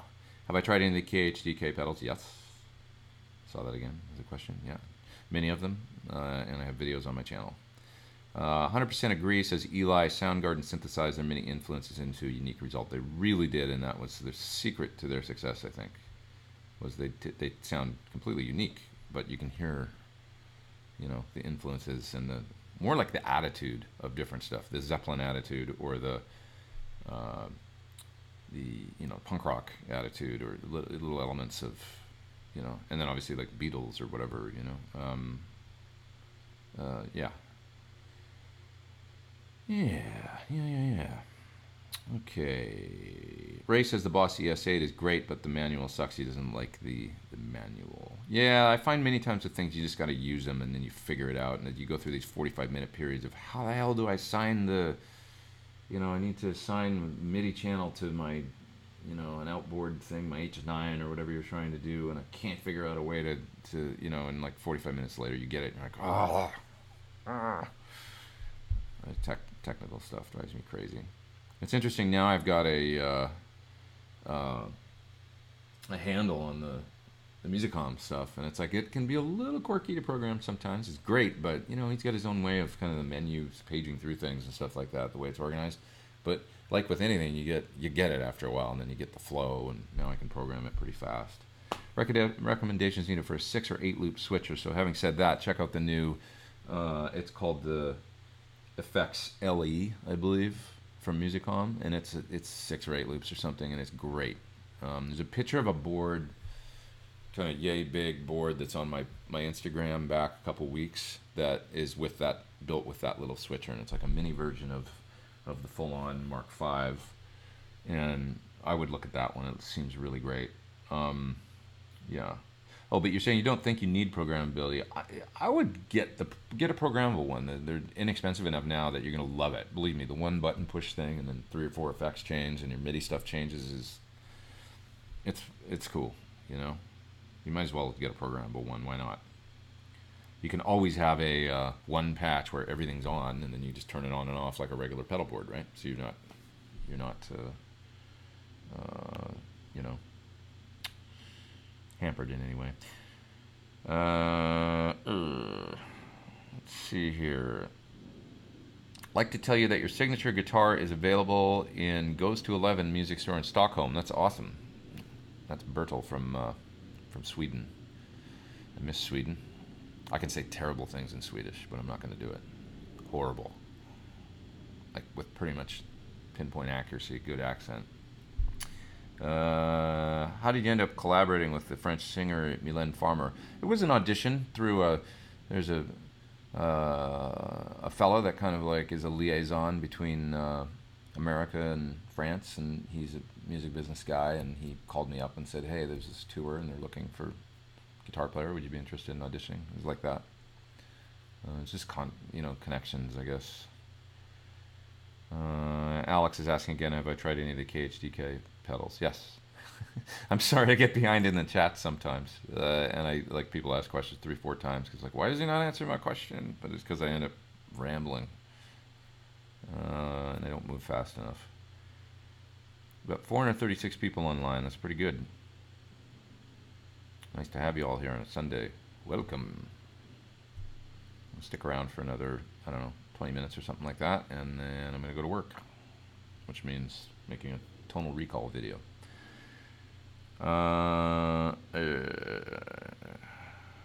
Jen's asking if I ever want to demo other amplifiers, because I don't really do it because I've got my Sur amps. Not really right now. I would consider if it was something really, really, really different than what we have, with the Sur amps. Maybe a Supro combo or something way outside the realm of. I'm sort of more interesting to me, actually, to tell you the truth, is maybe making more of those amps in the zone videos, because those I don't feel like are some conflict of interest. It's like I can just take an amp and try and get the best sound out of it, and then it's just kind of a demo in a way, I guess. But I've kind of done the Marshall thing and the Fender thing. Now I'd like to do it with the Vox, kind of the main food groups. Just try and crank the amp and get it into the best tone, and people seem to respond to those videos more anyway.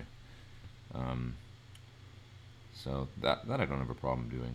Just like give me an amp and let me try and make it sound as good as I can. The great video with Richard Thompson, awesome, British guitar player that he's kind of, he made this point, like I can get my tone out of any amp. I just, I'm constantly going to play gigs and I'm stuck with whatever amp du jour I've got, and I can dial it in. So guitar player had like, 5 different amps that all aren't very good, just kind of like really average, and had him play through all of them and dial them in. I thought it was a nice video. And I'd like, maybe I'll do something like that sometime. Just like that'd be fun. Like just get your average run-of-the-mill AC30, you know, reissue and a deluxe reverb reissue or whatever, and try and just dial them all in. It'd be cool. Yeah, I say a lot. I'm sorry, I'm trying to limit that. I think the main issue with Greta Van Fleet, this is Lawrence, is the vocals are so Robert Plant, you can't get away. Yeah, but that's a style. I mean, I've heard him sound where he doesn't. He kind of sounds like himself. It's. I don't know if that's the main issue. I think the main issue is more in the songwriting and the aesthetic, the overall, like, we're going to go for this thing. Like, it's going to be full on Jimmy Page and Bonham style, you know. It's like I say, like write a song that's not using, you know, blues. Like, do something that the Police would do. Write something modal or whatever and see where, you know. And that was the beauty of Zeppelin too, is it was like, you know, you could have, there was the blues thing, but there was the Rain song, you know. And so it was like, oh, it can't just be those riffs, you know. I get tired of hearing the blues based. I mean, I did one this week where it was like the video for the Mercurial plugin. I basically did a Guns N' Roses F sharp thing, and somebody said, "Oh, it sounds like You Could Be Mine," and then I had to go listen to the You Could Be Mine riff, and it's like, well, not really, actually. It's just in F sharp and about the same tempo, but it's a completely different riff, but it sounds kind of like it. I get it. I get that it's like people like, oh, they already wrote that song, but it's like actually not the same. But that's the thing with those types of progressions, is that they don't, there's not a hell of it. You can mix the riff up or whatever, and if you play it in the same tempo and the same key and use kind of that, it's like, oh, it sounds just like that other song. That's the crux of it with the Greta Van Fleet thing, is it's like, get away from that blues harmonic kind of thing, and at least, you know, do some weird chord changes, something that, you know, voice leading and something, you know, where it's taking you out of that, because stuff, you know, you write rock riffs in F sharp, it sounds like it could be Led Zeppelin, or, you know, the Immigrant Song meets Rage Against the Machine meets Greta Van Fleet meets a lot of this F sharp kind of, you know, rock riffs or whatever. It's cool. I mean, it's fun to do, fun to play. Sounds badass. Sounds kind of heavy, but sounds like a lot of other music too. That's what always ends up happening. Sony headphones for Helix. Again, somebody's asking. I like the Sonys. It's a personal thing. You know, you might. I've wanted to try other headphones, to be honest, recently, like the Blue company. They've got a set of headphones I wanted to try, and I'd love to try some really high end. There's some company that makes these headphones. They kind of recommend for mixing, and they say, like, you can mix on. They're like $800 or something, and I can't remember what they're called. Ken Andrews was doing some promotion for them a while ago, saying that he mixes on them. I'd love to try those. I'd like to try some different stuff. But they do sound good, and they're $100, so they're consistent. I have two sets of them, and I've used them for 10 years. Thoughts on Fishman Fluence? They seem really cool, completely unique design for a pickup, and I've heard nothing but good things from people that were kind of maybe prepared to not like them, and then try them and went, whoa, they're kind of onto something. So Dave Freedman liked them. He tried them. He's like, sound pretty cool. Like, you know, so yeah. Yeah. Fan noise an issue for you in recording? Like acoustic guitar? Fan noise on my computer? Not here, because I'm not using a mic, really. I'm using, like, load boxes and stuff. So, but if I did it would be a little hard, probably, recording acoustic guitar. It's too noisy in here. In this place, I'd probably go to my real studio. Any shows in New York City? Not that I know of right now. It's just Japan, once again, for this year. I'll have to get out there and do some clinics or something, though, later in the year. Boss DD500, worth it. I love it. Very happy with it. Any tips on affordable video editing software that doesn't suck? I mean, I always liked iMovie. I don't know what it's like now, because I haven't used it for 5 or 6 years. I've been on Final Cut. So I just use Final Cut, which ain't expensive. It's like $200, I think. Drives me a little crazy, but I know how to use it and get the job done. So those are I don't have any other experience with any other video editing software, to be honest. That's it, just the Apple stuff. I sort of find something that works. I did it with Logic too. I never learned Pro Tools. I got Logic, went, all right, it's going to be my thing. And then here I am 15 years later or whatever. I've never done anything else. It's like there's only so much time to learn all this stuff. So I'm kind of bogged down with guitar products, let alone software. You know, learning them all and figuring out how they work and then trying to explain them like I know what I'm talking about. It just takes a lot of time, I guess. Yeah, I said again. Vincent says, congrats on the Pledge Music campaign. Stoked to be a small part of it. Thank you, Vincent, and you're awesome. You're always very supportive. So that's Vincent Moretti. He's a nice guy and a fan, and I appreciate your support. I do. And yeah, Pledge Music. Go check out my Pledge Music page if you haven't yet. A little promo.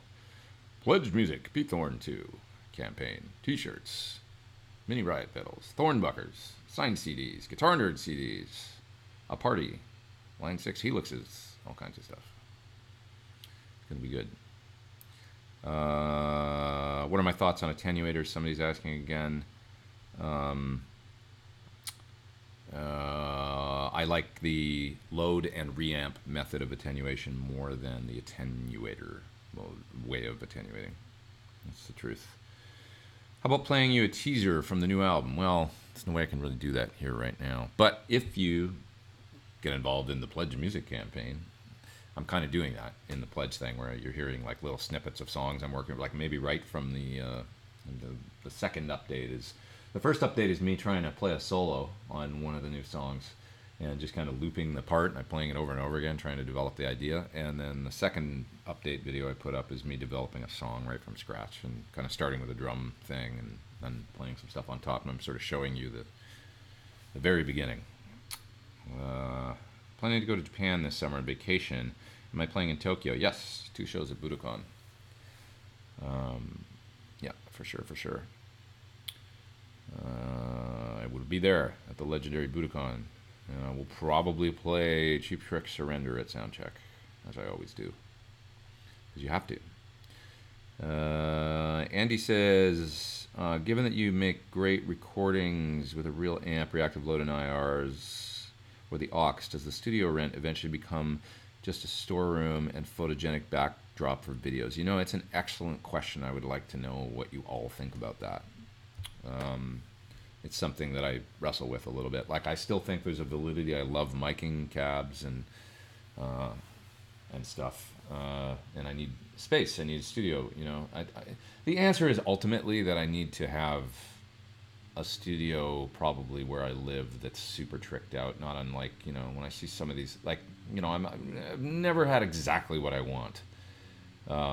So I love having all my stuff there and all that, you know, it's great. And I love still being able to play a loud cab and mic it. And I've got this great, you know, 1960 412B style, you know, Marshall 412 style cab that's built like an old one out of birch and has the, I've got 1978 G12M blackbacks in it, you know, and I mic it up with a 57 and a ribbon and run it through my Neve style pre's and it just rips and sounds amazing, and I love that. But it's not always practical, you know, for using the aux or using the whatever. It's like there's all this stuff now you can use, and so I do wonder, does anybody care, like, if I'm doing stuff in the studio? Do you still think it's cool, like, if I'm miking cabs? Does it bother anybody if I don't? Because I sort of think it's like lends a credibility and a validity to my whole, like, the video thing I do if I've got the studio space, and but maybe that's just me, and I could do it here or something, and nobody would care because I make nice videos in here. I know I do. It's like a good place to work, and I've got sunlight, and it's nice. So I can work through headphones now and using all this great reactive load stuff and everything, and it's cool. So I wonder if anybody cares. I honestly do. Let me know. When will we see a demo of the X-Load? When will we see a demo of the X-Load? When will we see a demo of the X-Load? Nicholas wants to know. I haven't talked to them about doing... I did a little bit of, like, where I have one, right? And so I'm friends with the guy there, and he said, check this out and tell me what you think. And I told him it's good. It's really good. And then he asked me about some questions about the manual, and I made a couple suggestions and stuff like that, and that's as far as we went with it. He hasn't asked me formally to you know, this is something that generally speaking, people ask me to do. Like, can you please make a video of our such and such? And then it's like, okay, and then I put it in on the books, and I do it. So because of that, I've got those lined up to do and what people are asking me to do, expecting me to do. And so I don't just generally these days go, oh, just for kicks, I'm going to make a video of something, because there's all these other people that are waiting for me to do something. So I hope that makes sense. The videos that I do, like the amps in the zone videos or the occasional guitar lesson style stuff or whatever, I try and mix it up and get some of those in there still, because those seem to be the ones that people are sort of get the most views and they're most interested in. But making the product videos is something that generally people are, they're contracting me to do essentially. So I get a hold of the thing, I make sure I like it. It's like, yes, this thing sounds great, I love it, actually it's really good. Okay, now we can move forward, I'll make a video for you. That's kind of how I do it. Righty. Boss BD2, Boss SD1, or TC Electronic Mojo. Don't know the TC Electronic pedal, but the Boss BD2 or SD1, this is from Bobo. He's wondering, main overdrive with the dual channel amp. So the blues driver has more of a kind of warm, transparent tone that you could roll the volume down on your guitar and it cleans up real nice. I know a guy that does that actually, where he's kind of got the blues driver on a lot, but he uses it to kind of like thicken his clean sound through it. Set the amp clean, hit the blues driver, then roll the volume down on the guitar. Now it's clean, but it's got a sort of more forward, fuller mid thing. Works well for that. It's a little bit more like a warm tubey sound. The Boss SD1 has a more aggressive, it's a little bit more like a tube screen. To me, it's more affected sounding, I guess, is what I would say. Great for pushing a dirty Marshall and, like that 80s. It sounds, check out the SD1X or I think it's OD1X, I think is the what are they called? The Wazacraft version of that overdrive pedal. And I did a video with that in front of my SL68, and it's like, it just sounds like 80s ripping, like really good in a good way. I was impressed with that pedal. But if I wanted kind of a more bluesy, transparent edge of breakup thing, I would go with the blues driver. Just bought a Marshall 2061X, super cool amps, I think. Any experience with this or cab recommendations? I would get the matching cab. I love the little 212 that goes with that amp. It's a little slant 212 that's got the speakers offset. Get that. But no brainer. I mean, that I'd find one of those for sure with that amp. But I like that little amp. The 2061 is cool. It's a little 20-watt Marshall hand wired. Played it a few times. Just thought, this is killer. It sounds like a little baby Plexi. Great rock and roll amp. Steve says the Helix is awesome. Bought because of your demo. I'm glad you like it and that I didn't steer you wrong. Honestly. Okay, I'm probably way back in the chat, so I'm going to try and move down a little bit, go faster.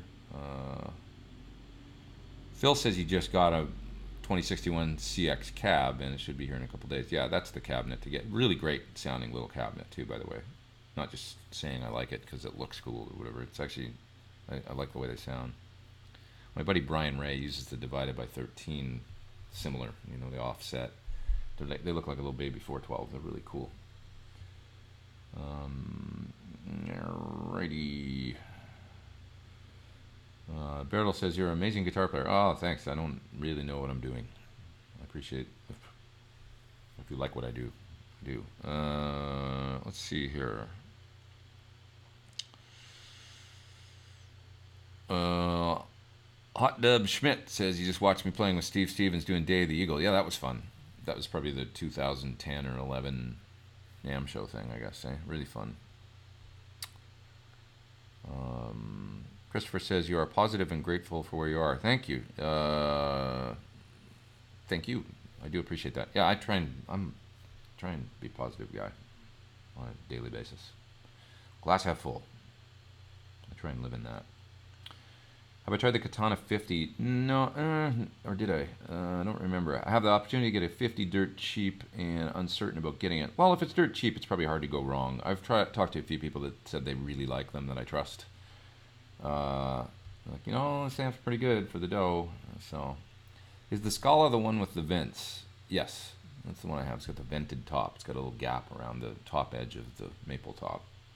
Great guitar. Unique sounding and ballsy and really fun to play on stage.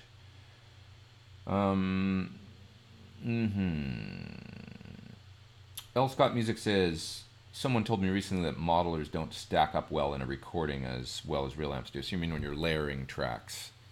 There's sort of something to that. There's like a flatness or something that can happen where it's, you know, John Shanks, great guitar player, producer, plays with Bon Jovi and produces his records and stuff now, as well as a whole bunch of other stuff. He made the observation that he said, you know, and he's a real amp guy. I mean, he's got a ridiculous collection of amps and some really, I mean, everything dumbles to, he's unprecedented collection of gear, actually.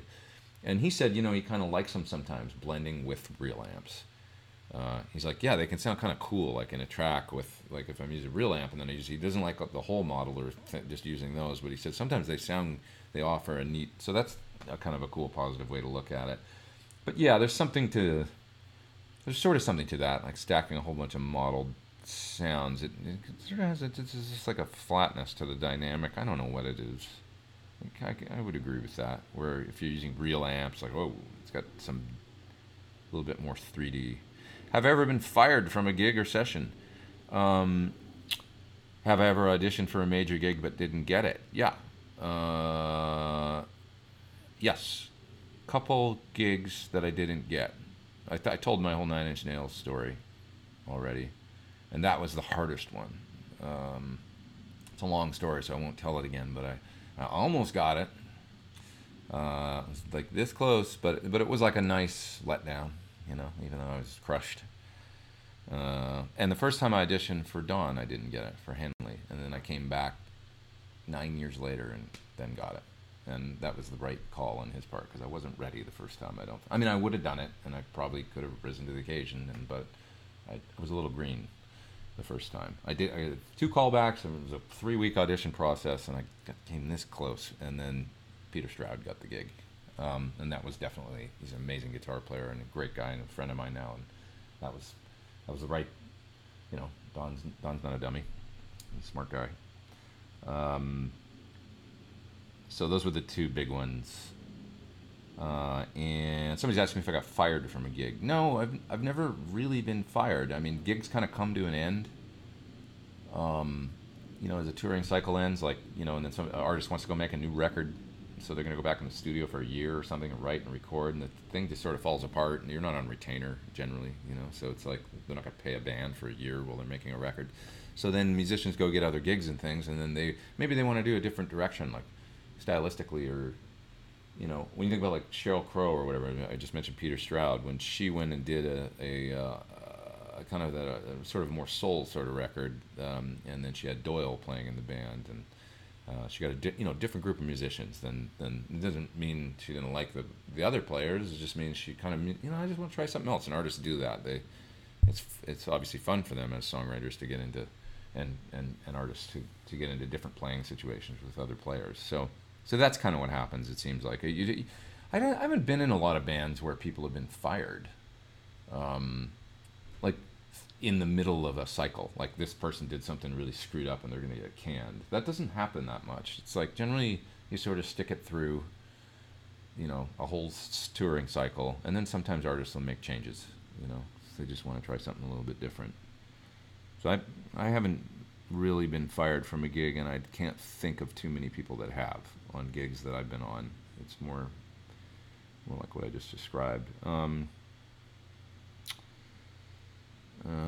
John Hutch is saying Origin looks cool, best to you. Maybe he's talking about that new Origin pedal that's coming out, or maybe Compressor or something. Have you done a rig rundown from down on their Premiere? I've never done a Premiere rig rundown, no, but I do have one that the Sir guys came out and did with me. That's at a theater in Long Beach with Melissa Etheridge, and that was when I was using a pretty cool rig then. It was a Sir SL68 and Jim Kelly amp with my old pedal board, and I like the way that little rig rundown turned out, actually. Caveman's asking about auras. Is it being made yet? Yeah, they're making them. They can only build like a couple a week or something because of John's doing all the frets. You know, he literally sits there for hours and does he's got time blocked off now during the week where he's basically doing a lot of the stuff himself. So when you get one of those guitars, you got to, and he does frets like nobody. You know, awesome. So, any update on the new bridge on the Turquoise Sur? I haven't seen anything recently. No, sorry, I don't know anything else, but hope to hear on that soon. I said again. Putting the compressor first in your signal chain when gain stacking pedals cleaned up and increase the articulation of your tone. That's from Susan. Cool. Yeah, we were talking, I think, last week about like where the compressor should go and would I run it after overdrives. And I was like, no, never. I would always run it before. Otherwise, you bump up the noise floor too much. Any hints of what the PT shirts will look like? Really similar to what they look like on the... I'm waiting for the samples, actually, to show up in a couple days. But they're basically what you see on the Pledge site. Yeah, which is a mock-up, but that's the idea. Yeah. Can you show us the new Wilkinson bridge on your signature? Well, okay. Just a sec.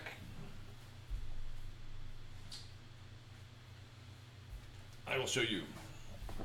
So, it looks like that. Let me make sure I get the video screen open here so you can see it. Okay. That's it. So it's basically looks like kind of like a 510, but then you've got those solid steel saddles. The string busts out over the top of the saddle, and it goes under a little screw. And you just kind of tighten down the screw, and it's incredibly simple. And it sounds like you would expect a bridge like that sounds, and stays in tune. That's it, really. Simple, simple, simple. Simple's always best. Oh shit, just lost my place in the chat. Sorry. Move back. Sorry, guys. Give me just a minute.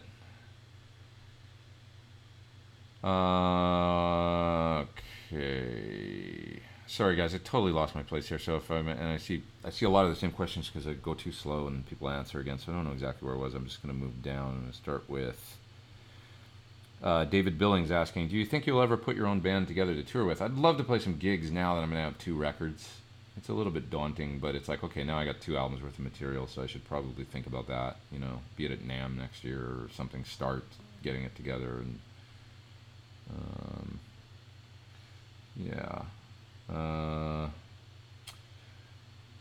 Iced Coffee Tone says, unions take your money, you just need big balls and a heavy hand. Well, I don't know how I feel about that. I mean, I don't think unionizing is a bad thing. Yes, they take your money, and if they're ineffective, they suck. But if they're good, then it kind of rules. Like one could argue, musicians union I have plenty of beef with for sure, but SAG-AFTRA, I mean, it's a totally different story. You're going to do TV, the money's good, and you know you get the health benefits and all that stuff. So it's just you can't paint them all with one brush. And there's never been a union for touring people, so we don't know what that could even look like if it was good. So I'm not an anti-union guy by any stretch. I think people just you just need to have big balls. Well, yeah, okay, but what if there's another? The problem is this: is that some kid can come along that has a cost. Let's say you get some tenure. You grow up, you're touring. You get through your 20s into your 30s, you're making some money, everything's cool now. You expect a little bit more because your cost of living's gone up, right?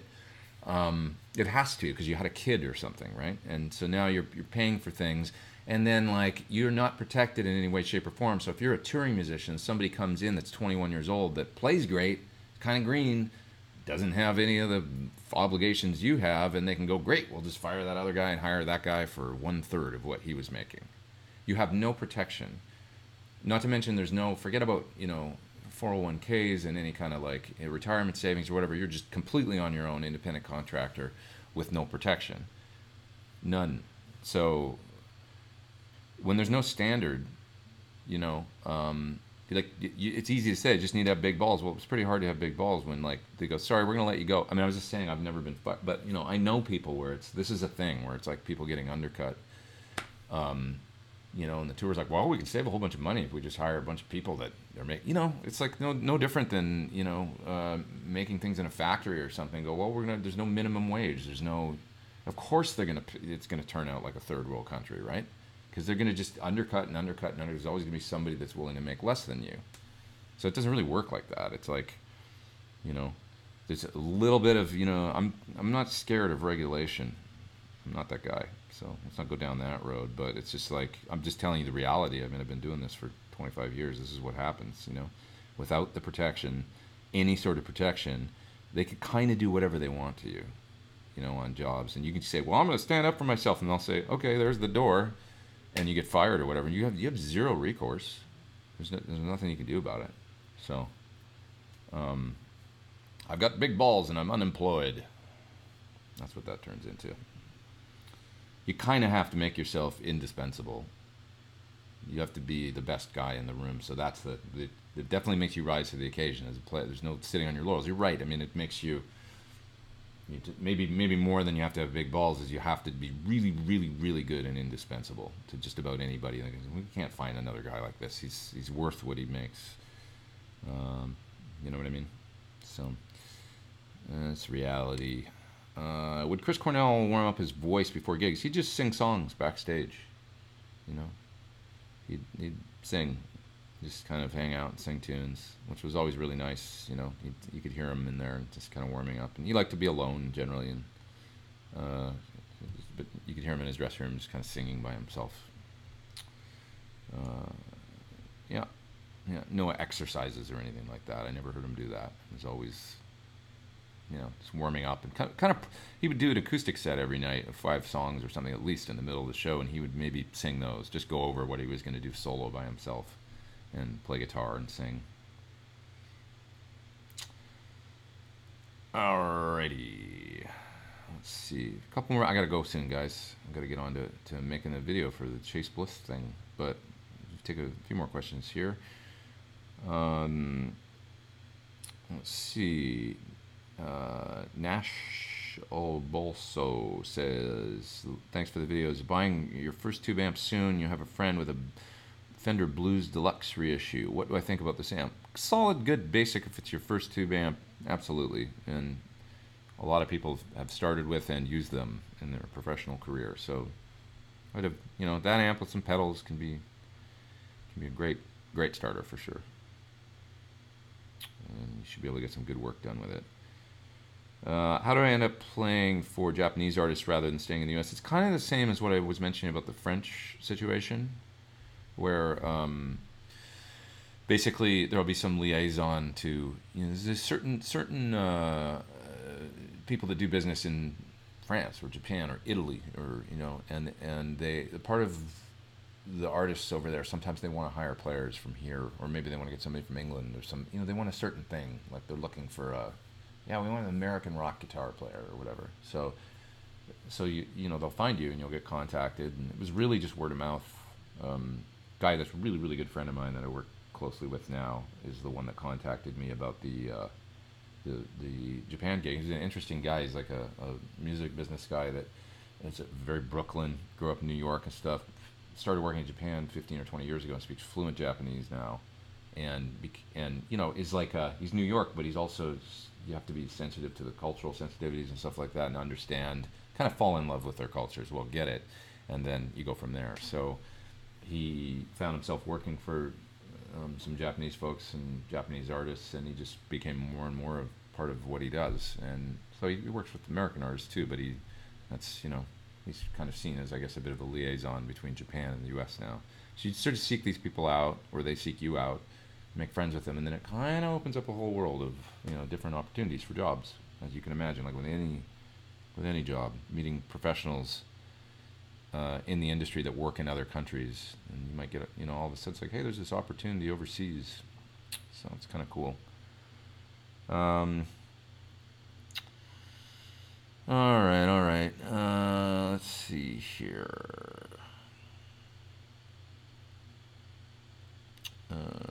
Michael's asking about, he's from Florida, and he's asking about picking up Fryat power station. Can I use a Fryat as a load box and feed it to an IR box like the Radar or Blue Guitar box to run to front of house? Yes, you can do that. It will work like that. Really enjoyed your Jude Gold No Guitar Safe podcast. Thanks. I was honored to be. Jude's had some amazing shows. So to be on one of those was great. I hope it wasn't underwhelming. I mean, it just, Greg Koch and Satriani and all kinds of people he's had on there. It's been really, really cool. Have I tried the Eric Johnson DiMarzio pickups? No, I haven't. Other than probably trying them in his signature guitar, like in stores that I've picked up a few times. You ever find you have no chemistry with a band you're playing with, even if they are good players? Yeah, sure. That happens. It's just like, man, I can't seem to jive with whatever, you know? I think it happens to everybody. Any opinions on the exotic wah? I have it. I used it for a while. It was good. Yeah, it was good. I had mine broke, and so I had to quit using it.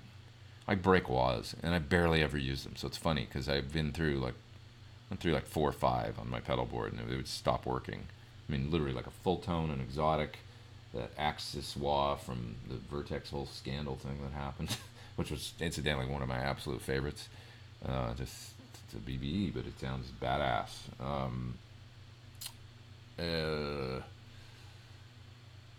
Yeah, they all kind of crap out. Like, and the problem was always the same, where I'd hit the wall and there'd be no sound, and then there'd be like something wrong with the switch or something, and go on and off, and then it's intermittent. That happened on just about like 3 or 4 different wah pedals I had. So now I have a Dunlop Mini Crybaby on my pedal board, and I don't even worry about it. Just have that on there. Like, as long as it works and goes wow, I don't care. Good enough. Just don't break, please. There's a video of me that somebody put up on, it's probably on Facebook or maybe it's on YouTube or something, where I was playing with Steve Stevens at Viper Room, and I went to go to a solo and hit the wall, like at the height of the solo, you know, and the fucking wah cuts out. That sucked. I flipped off the pedal board because I knew what it was. I looked at it and it was like, I think there was something wrong with the jack on the side of that pedal or something, and I hit it, and it was a true bypass. I hit it and went on, and the power wasn't quite connected. Anyway. Okay. Hello from Olds, Alberta, says Lawrence. That's cool, man. Up there in my home. My thoughts on Waza Boss pedals. Great. They've done awesome work with the Waza stuff. Really cool. I mean, like generally, you can get the old sound with them, and then they've got some new sound, which I think is cool, because I was once told that they don't want to go backwards. They don't want to revisit their ideas from the past. And obviously they've backtracked on that a little bit. They've made, like, you know, the Roland Space Echo pedal, and then they've made the Waza stuff. But the way they did it, when they went, all right, well, I guess people want the old stuff, but we're going to do the old thing and then offer them a custom tone that's like a new thing forward. And I thought that was a nice way to do the Waza stuff. And they've been universally great. I really want to get the vibrato pedal, the Waza vibrato one. I don't have that, but it sounds great. Ever since I saw Michael Thompson using it.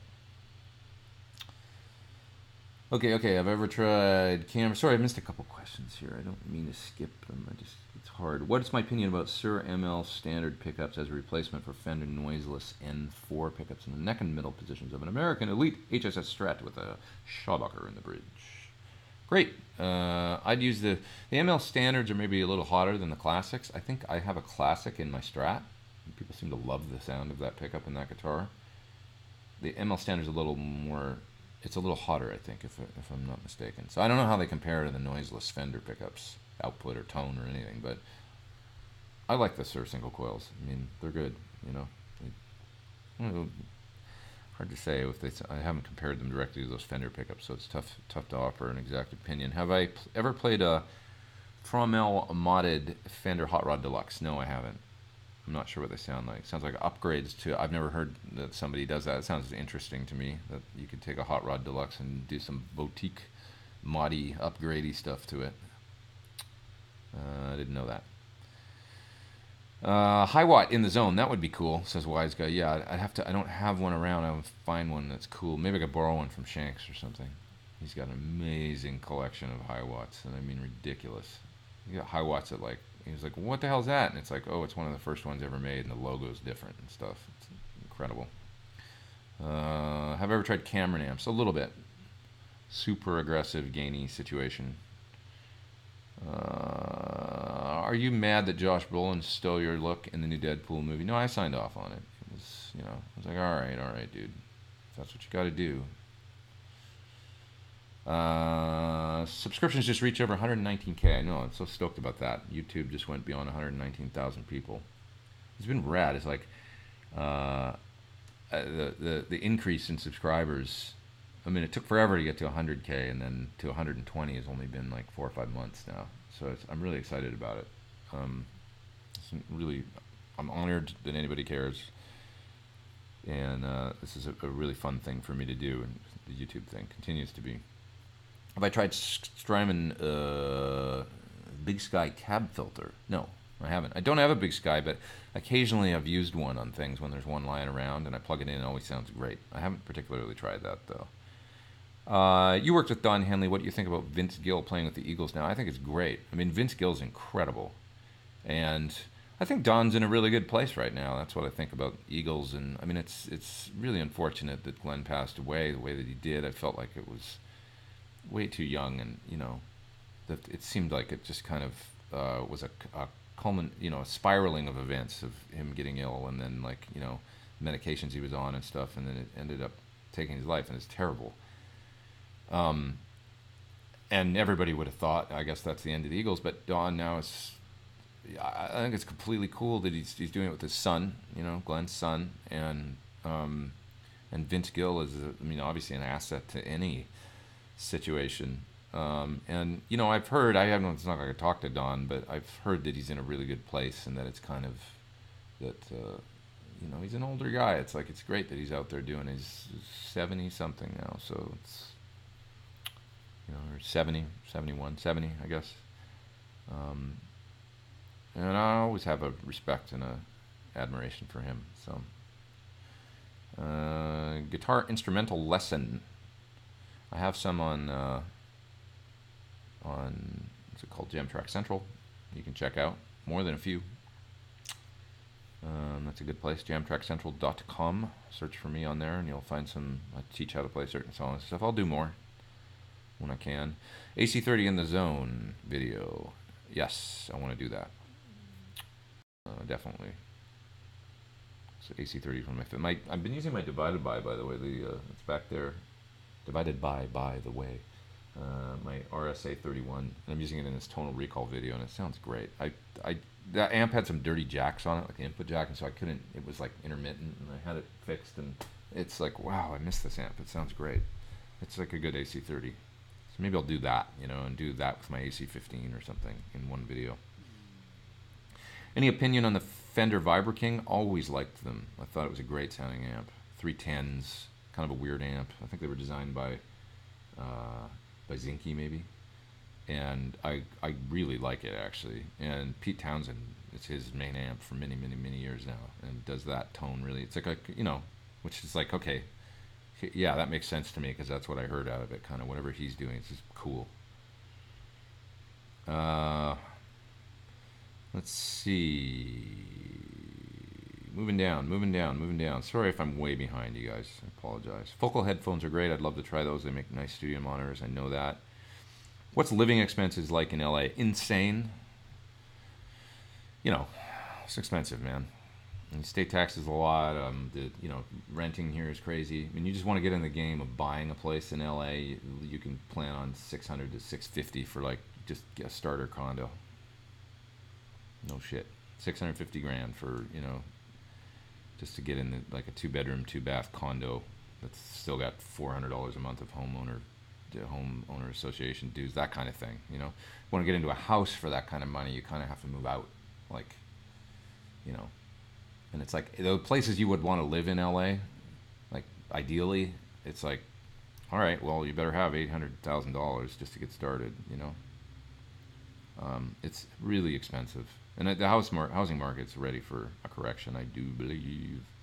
We'll see. But what's my take on the Gibson guitar crisis? I know we've talked quite a bit about that in weeks past. I don't know what's happening now. I mean, Steve Stevens brought up the point that he said this isn't going to be good for guitar or anything if this company goes down. It's not a good thing. And I would agree with that. I wish they would, you know, it would be the best thing if they could kind of restructure and just stop it with all the you know, Firebird X and all that crap, and just make great guitars. Fewer guitars, focus on guitars, not on consumer electronics. I think that's what really, buying all those brands, you know, I think it's, I don't know. It's just, people want Gibson to be Gibson, right? Yeah. I noticed you were in Dauphin last summer, says Jazzy Girl. Yes, I was. Will you be coming back to Manitoba at all in the future? Maybe to play with those guys, with Took. That was fun. Yeah.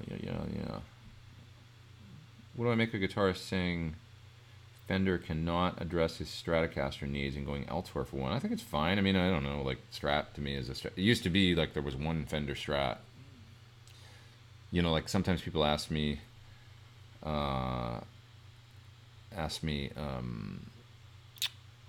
like, what model is your Strat? Or what model is your Tele? And I think it's funny because they're old ones. So it's like, well, it's the Fender Telecaster. It's the only one that they made. When you think about it, it's funny, right? Like, and then they started, you know, now you can get one of the maple board and a rosewood board. Now you can get, you know, and then it went from there. And now there's like 400 different models of the same guitar. But, anyway, the great thing now is you can get whatever you want. So it's like somebody's Stratocaster needs might be, well, I really want a 9 to 12 inch fingerboard radius, and I want noiseless, and I want this and that and the other thing, you know. And it's like, well, you can get all that now with companies like Sir or Custom Things, you know. So if you've got a real specific idea of what you want, you can kind of get it. It's not just one size fits all, which is what it used to be. But there was something cool about the one size fits all thing, you know, the 60s or whatever. Obviously Hendrix made it work, and you know. Matthew says, Jennifer's saying, I think you may need the studio validity for your demo videos. I think that that's what my fear is, and why I have one, honestly, and because I enjoy it. But and Matthew says sort of the opposite. I don't think the studio makes or breaks the video. I don't think so either. I think it's just nice, I guess, having the option of having the real cabs and being able to mic and stuff. You know, but it's an expense and all that. Do I ever use Celestion Classic Lead 80s? No, never bonded with those really. And alrighty, let's see what else we got here. Gotta go. But I'll go 5 more minutes, and then I got a jet. Somebody else saying you're doing fine on your videos and demos as long as it sounds good. It doesn't matter if you use a simulation or mic and amp. Do I have a favorite way of going direct to the PA in a live situation? Well, the only ways I've done it are kind of I utilize those Torpedo Live units from 2 Notes. And I've used 2 of them because I'm using 2 amps, 2 PT100s, and I'll go through the Torpedo Live. I'll run them through to a cabinet. I'll have real speakers and real speaker cabinet going, and then I take the line outs of the Torpedo Lives and go to the front of house, and that's worked really, really well. They just work as good IR hosts, basically. Yeah. Okay. Greetings from Dubai. Long way away. That's Jay. Hi, Dubai. It must be so hard for you to just walk through NAMM unscathed. NAMM's super fun. I mean, it's totally exhausting at this point. You run into people and talk, but it's so fun. People just want to do what we're doing right now. They just want to gab guitar and stuff and hang out. It's great. I've grown to really like it, and you know, kind of it's become a fun social thing for me. Any recommendations for high gain pedal with great articulation, like a distortion pedal that does the ampy thing really well? I would say, you know, I still think the Plexitone's really good. The Atomic Overdrive from XTS is another one. High gain pedal with great articulation. Was that one I did recently, the Sherlock, which was like a different flavor. It's more like I think of it as kind of like Soldano sounding. It was cool. It's tubes, and there's some good options there. If a guitar had no tone pot, would you really miss it? No, not really. I don't use them that much. I do, but it'd be the least thing that I need on a guitar. It's the tone pot. The least important thing. Andy Timmons does the BD1 thing Pete just described. Great tone with the guitar volume back. Did he? Does he? I didn't know that. That's interesting. But a friend of mine does it as well, and he showed me how he does it using a volume pedal to kind of back down. He's got the BD pedal, the blues driver, on all the time, and it's like, oh, that's cool. Fatter, clean. is kind of what it is, you know. Tone Talk says he just picked up a Lefty 86 Kramer Beretta. Have I ever played one? Yeah. I never owned one, but a friend of mine that was a teacher at the store that I used to work at this teaching studio in Canada. He had one of the cream off-white ones. I always remember the guitar. You know, they were like kind of heavy. I don't know if they were like really like what Eddie played. You know, they were like a maple body, I think, and real heavy, and had the one slanted humbucker, zebra humbucker. I remember his guitar, black hardware, kind of like the one you saw Eddie with in the ad back then. Real wide neck with an ebony fingerboard, like 1 3/4 width neck, I think. It's like, did he actually use that? I don't think so. But it was supposed to be his model, kind of. How would I rate the RGM Mastermind PBC compared to the Musicom Lab switchers? About right, neck and neck. You know, they've both got really cool features. RGM's a little bigger, but it does do that parallel thing. It's got a nice thing about the RGM is there's protocol sort of in there for like the Strymon pedals and the Eventide and stuff.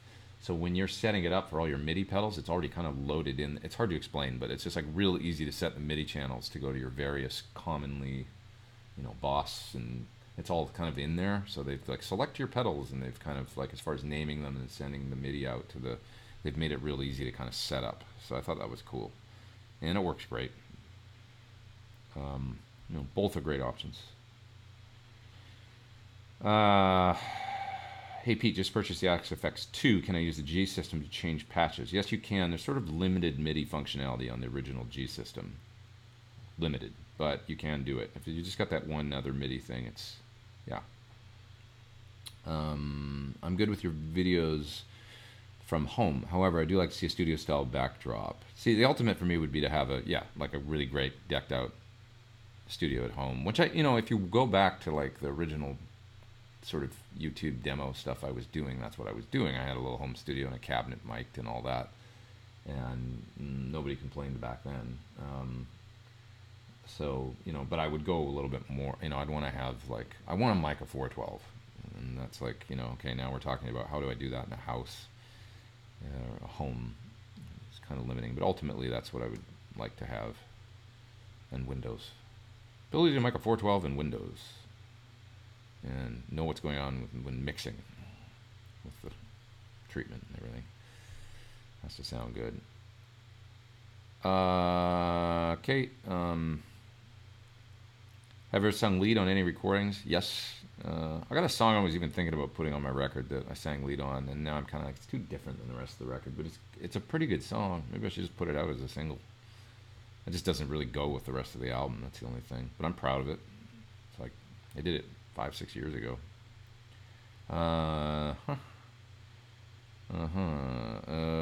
Mark says, love the 250 500 millisecond delay setting in his old stereo rig. Left it on a lot and did not get in the way. Have not tried it in his mono rig. Is it too much? In a mono rig, it's probably best to just maybe do the 500 millisecond or maybe the 250, but not both, you know, because then it just sounds like, it's going to sound like a 250 millisecond delay if it's double, you know, you're not going to get that split thing. So, but yeah, you can leave that 250 500 thing on almost all the time, and just as long as it's not too loud in the mix. If it's stereo, it can work. Yeah. So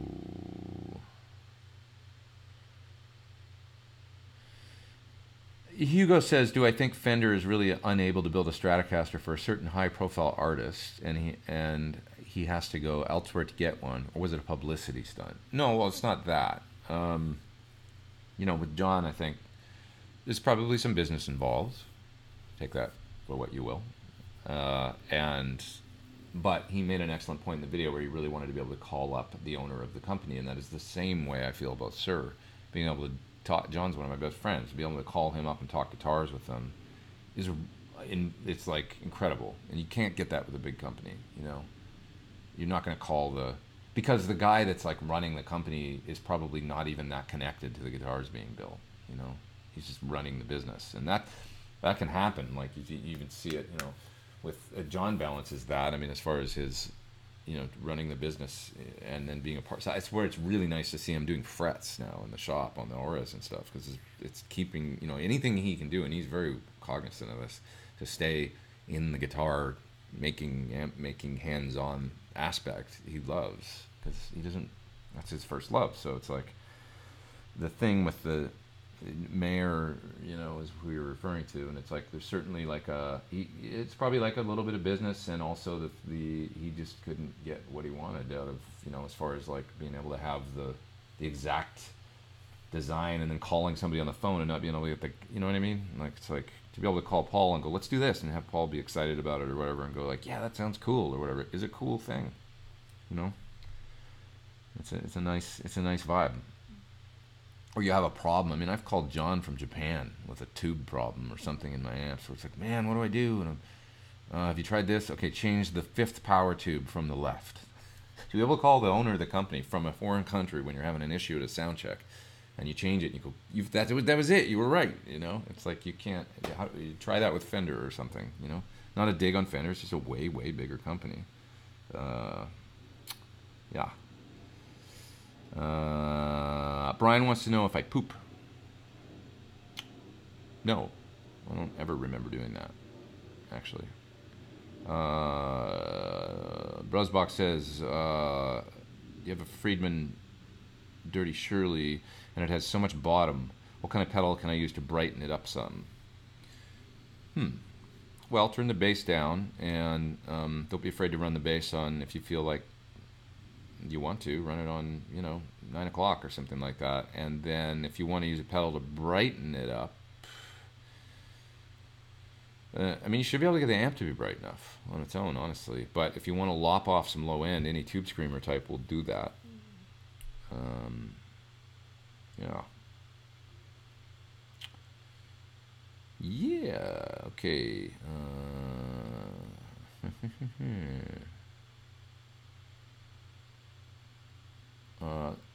I'm gonna go soon. Sorry, I know I said that age ago. I'll go in 5 minutes. I'll jet. And I've got 405 people online. Thanks for joining me today, folks. What do I think of the Maxon OD Pro 820? I don't really know it that well. I assume it's kind of Tube Screamer-esque. I know I can picture the pedal you're talking about, but I don't know. I don't have a great perspective on it. I'm sorry. Do I know why Eddie doesn't demo his own gear for us? You're awesome. Thank you for all you do, says Sean. Thank you. He did do some, like, didn't he? Did a kind of a recent one of the amps. He did some video stuff for, which was kind of the first. I don't really think that's what he wants to do, although he recognizes the. I mean, I made some videos for the EVH Overdrive, and kind of in a backwards way, I ended up directly consulting with them on it. I mean, it was MXR sent me the pedals, but then I actually ended up going to 5150 and Eddie watched the video before I put it out. So, which was scary as shit, because I was trying to play like him in it, and I told him, maybe you're gonna kick me in the balls, but I'm actually trying to sound like you in this, and I hope you like it.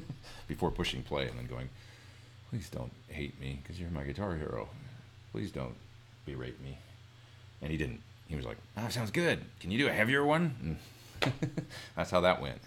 So I was like, whew. And it ended up being a great thing. He put him out on his Twitter and stuff, and, you know, this is a real pleasure for me. But I think he, you know, he's fine with that, like other people doing that stuff, and not, you know, as long as it's good. He's got a high standard of, you know, but I just think he does it, you know, he likes, he's a traditional guy, much like, let's say, Don or something, you know. These guys, they grew up in an era where they could go in, cut a record, pro engineering, pro mastering, and all that good stuff, and go out on a big stage in an arena and present it live and stuff. You know, doing a YouTube video, it's like you have to be, it's a totally different thing.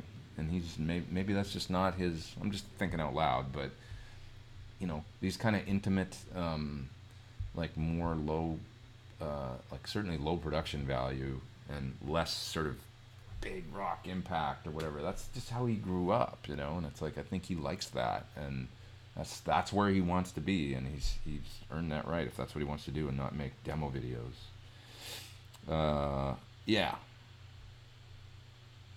Yeah. So, okay, guys, I'm gonna move all the way down to the bottom, and I'm sorry if I missed any. I gotta go. I gotta get working on this. I gotta going to TC next week. I'll tell you about that. I'm going to TC to do some videos. They want me to go make some videos, making guitar tones, with a new thing that they're doing, and I probably shouldn't say any more than that. But they basically said, would you be interested in coming out and work with Tor for a week? And I was like, hell yeah, that sounds fun. So I like Denmark. I haven't been over there for a long time. So, and Brian McGuire is telling me off right now. He's just being a troll. So you guys tell Brian to, I don't know what. Somebody go report him. Brian, this is a good time in here, and everybody's nice except for you. So he's saying, fuck you, and I say, no, fuck you. See ya, loser. Okay, 2 more questions. Do you ever work on my vocals? When an artist calls, do you help out with background vocals, for example? If an artist calls on you, do you have? Yeah. I don't consider myself like a great singer. I have to work at it, but singing background vocals is absolutely a part of doing what I do. So you know, even in the Japanese gig, I sing, because that is amazing when you attack singing. And just like even if you're not, like, sort of act as if until, do the best you can and learn the words, and then go in and be like, hey, you want me to say? And that people just appreciate that so much, like artists and you know, people that you can work for, they love it. You know, if you sort of take the initiative and just jump on the background vocals, and it's a big part of the music. And sometimes as guitar players, we think of it as the last thing, and it's like, no, it's actually kind of. You know, I'd give you an example. Like when I did the Cornell gig and we were rehearsing, going into songs, I went home one night on the song list with Hunger Strike for the next day to learn. And I was like, oh man, I want to sing that song with Cornell so bad. So I sat there for literally, you know, with the guitar, because it's kind of hard to play and sing at the same time.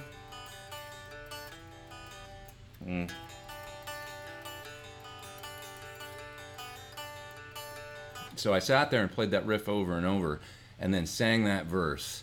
And it took me, I had to find all the little places where the riff kind of crosses with the phrasing of the vocal, and then I just sat and played that riff for probably 3 or 4 hours with, like, I'd probably turn on a metronome or something, and then just sang and sang and sang. And when we went in the next day, he said, you know, okay, let's try Hunger Strike. Who's gonna sing this one with me? You know? And I was like, I got it, hand up. And I remember Yogi always saying to me, the other guitar player in the band, being like, you son of a bitch, you know? Like, because Yogi's a pretty good singer, and he would have loved to have done it, but I was just kind of like so eager about it. So Chris went, okay, let's go. And so we kicked into it, and I sang it. I did okay, you know? He's like, all right, that one's done, let's move on. And then I got to sing it with them for the next 3 years, you know? And it's like, I did the best I could. I'm not like a world, you know, I'm no Eddie Vedder, but it's like, I did the best I could, and it was, I think, good enough for the, you know? And yeah, that's kind of how I do it. I just go for it, and then you can find yourself in those situations where, whoa, all of a sudden I'm singing Hunger Strike with Chris Cornell. That's pretty cool. So, alrighty. I'm gonna get out of here, you guys. But see, Brian's a real asshole, eh? Brian McGuire, raining on our parade. Raining on our good time. Oh, it's unfortunate. But hey, let's be thankful for the fact that we have a minimum of douchebags like Brian, and that it's generally a really, really good vibe. And you're always going to have a couple of, you know, losers that are unhappy with their life and disgruntled and have nothing going on and have nothing better to do. And it's really sad for the rest of us that are well-adjusted, contributing human beings to, you know, have to see that. It's sad. But anyway, let's keep it on a positive note. We'll be thankful that there's not more douches. And all right, you guys have a good week. And I don't know that I'm going to be able to do this next week because of the TC thing, because I'm leaving on Saturday, I think. So I'm pretty sure. So I don't know exactly what I'm going to be doing Sunday. Maybe I'll put an update on my Facebook or something if there's a way that I can do it. But I'll be, you know, the time's going to be thrown way off. I don't know how that'll work. So if there's a way I can do it, I will. But just not sure yet. So next week, maybe postponed or something. We may have to do it at a different time. Just not 100% on it. I will keep you posted. All right, everybody. Have a good rest of your Sunday. See ya.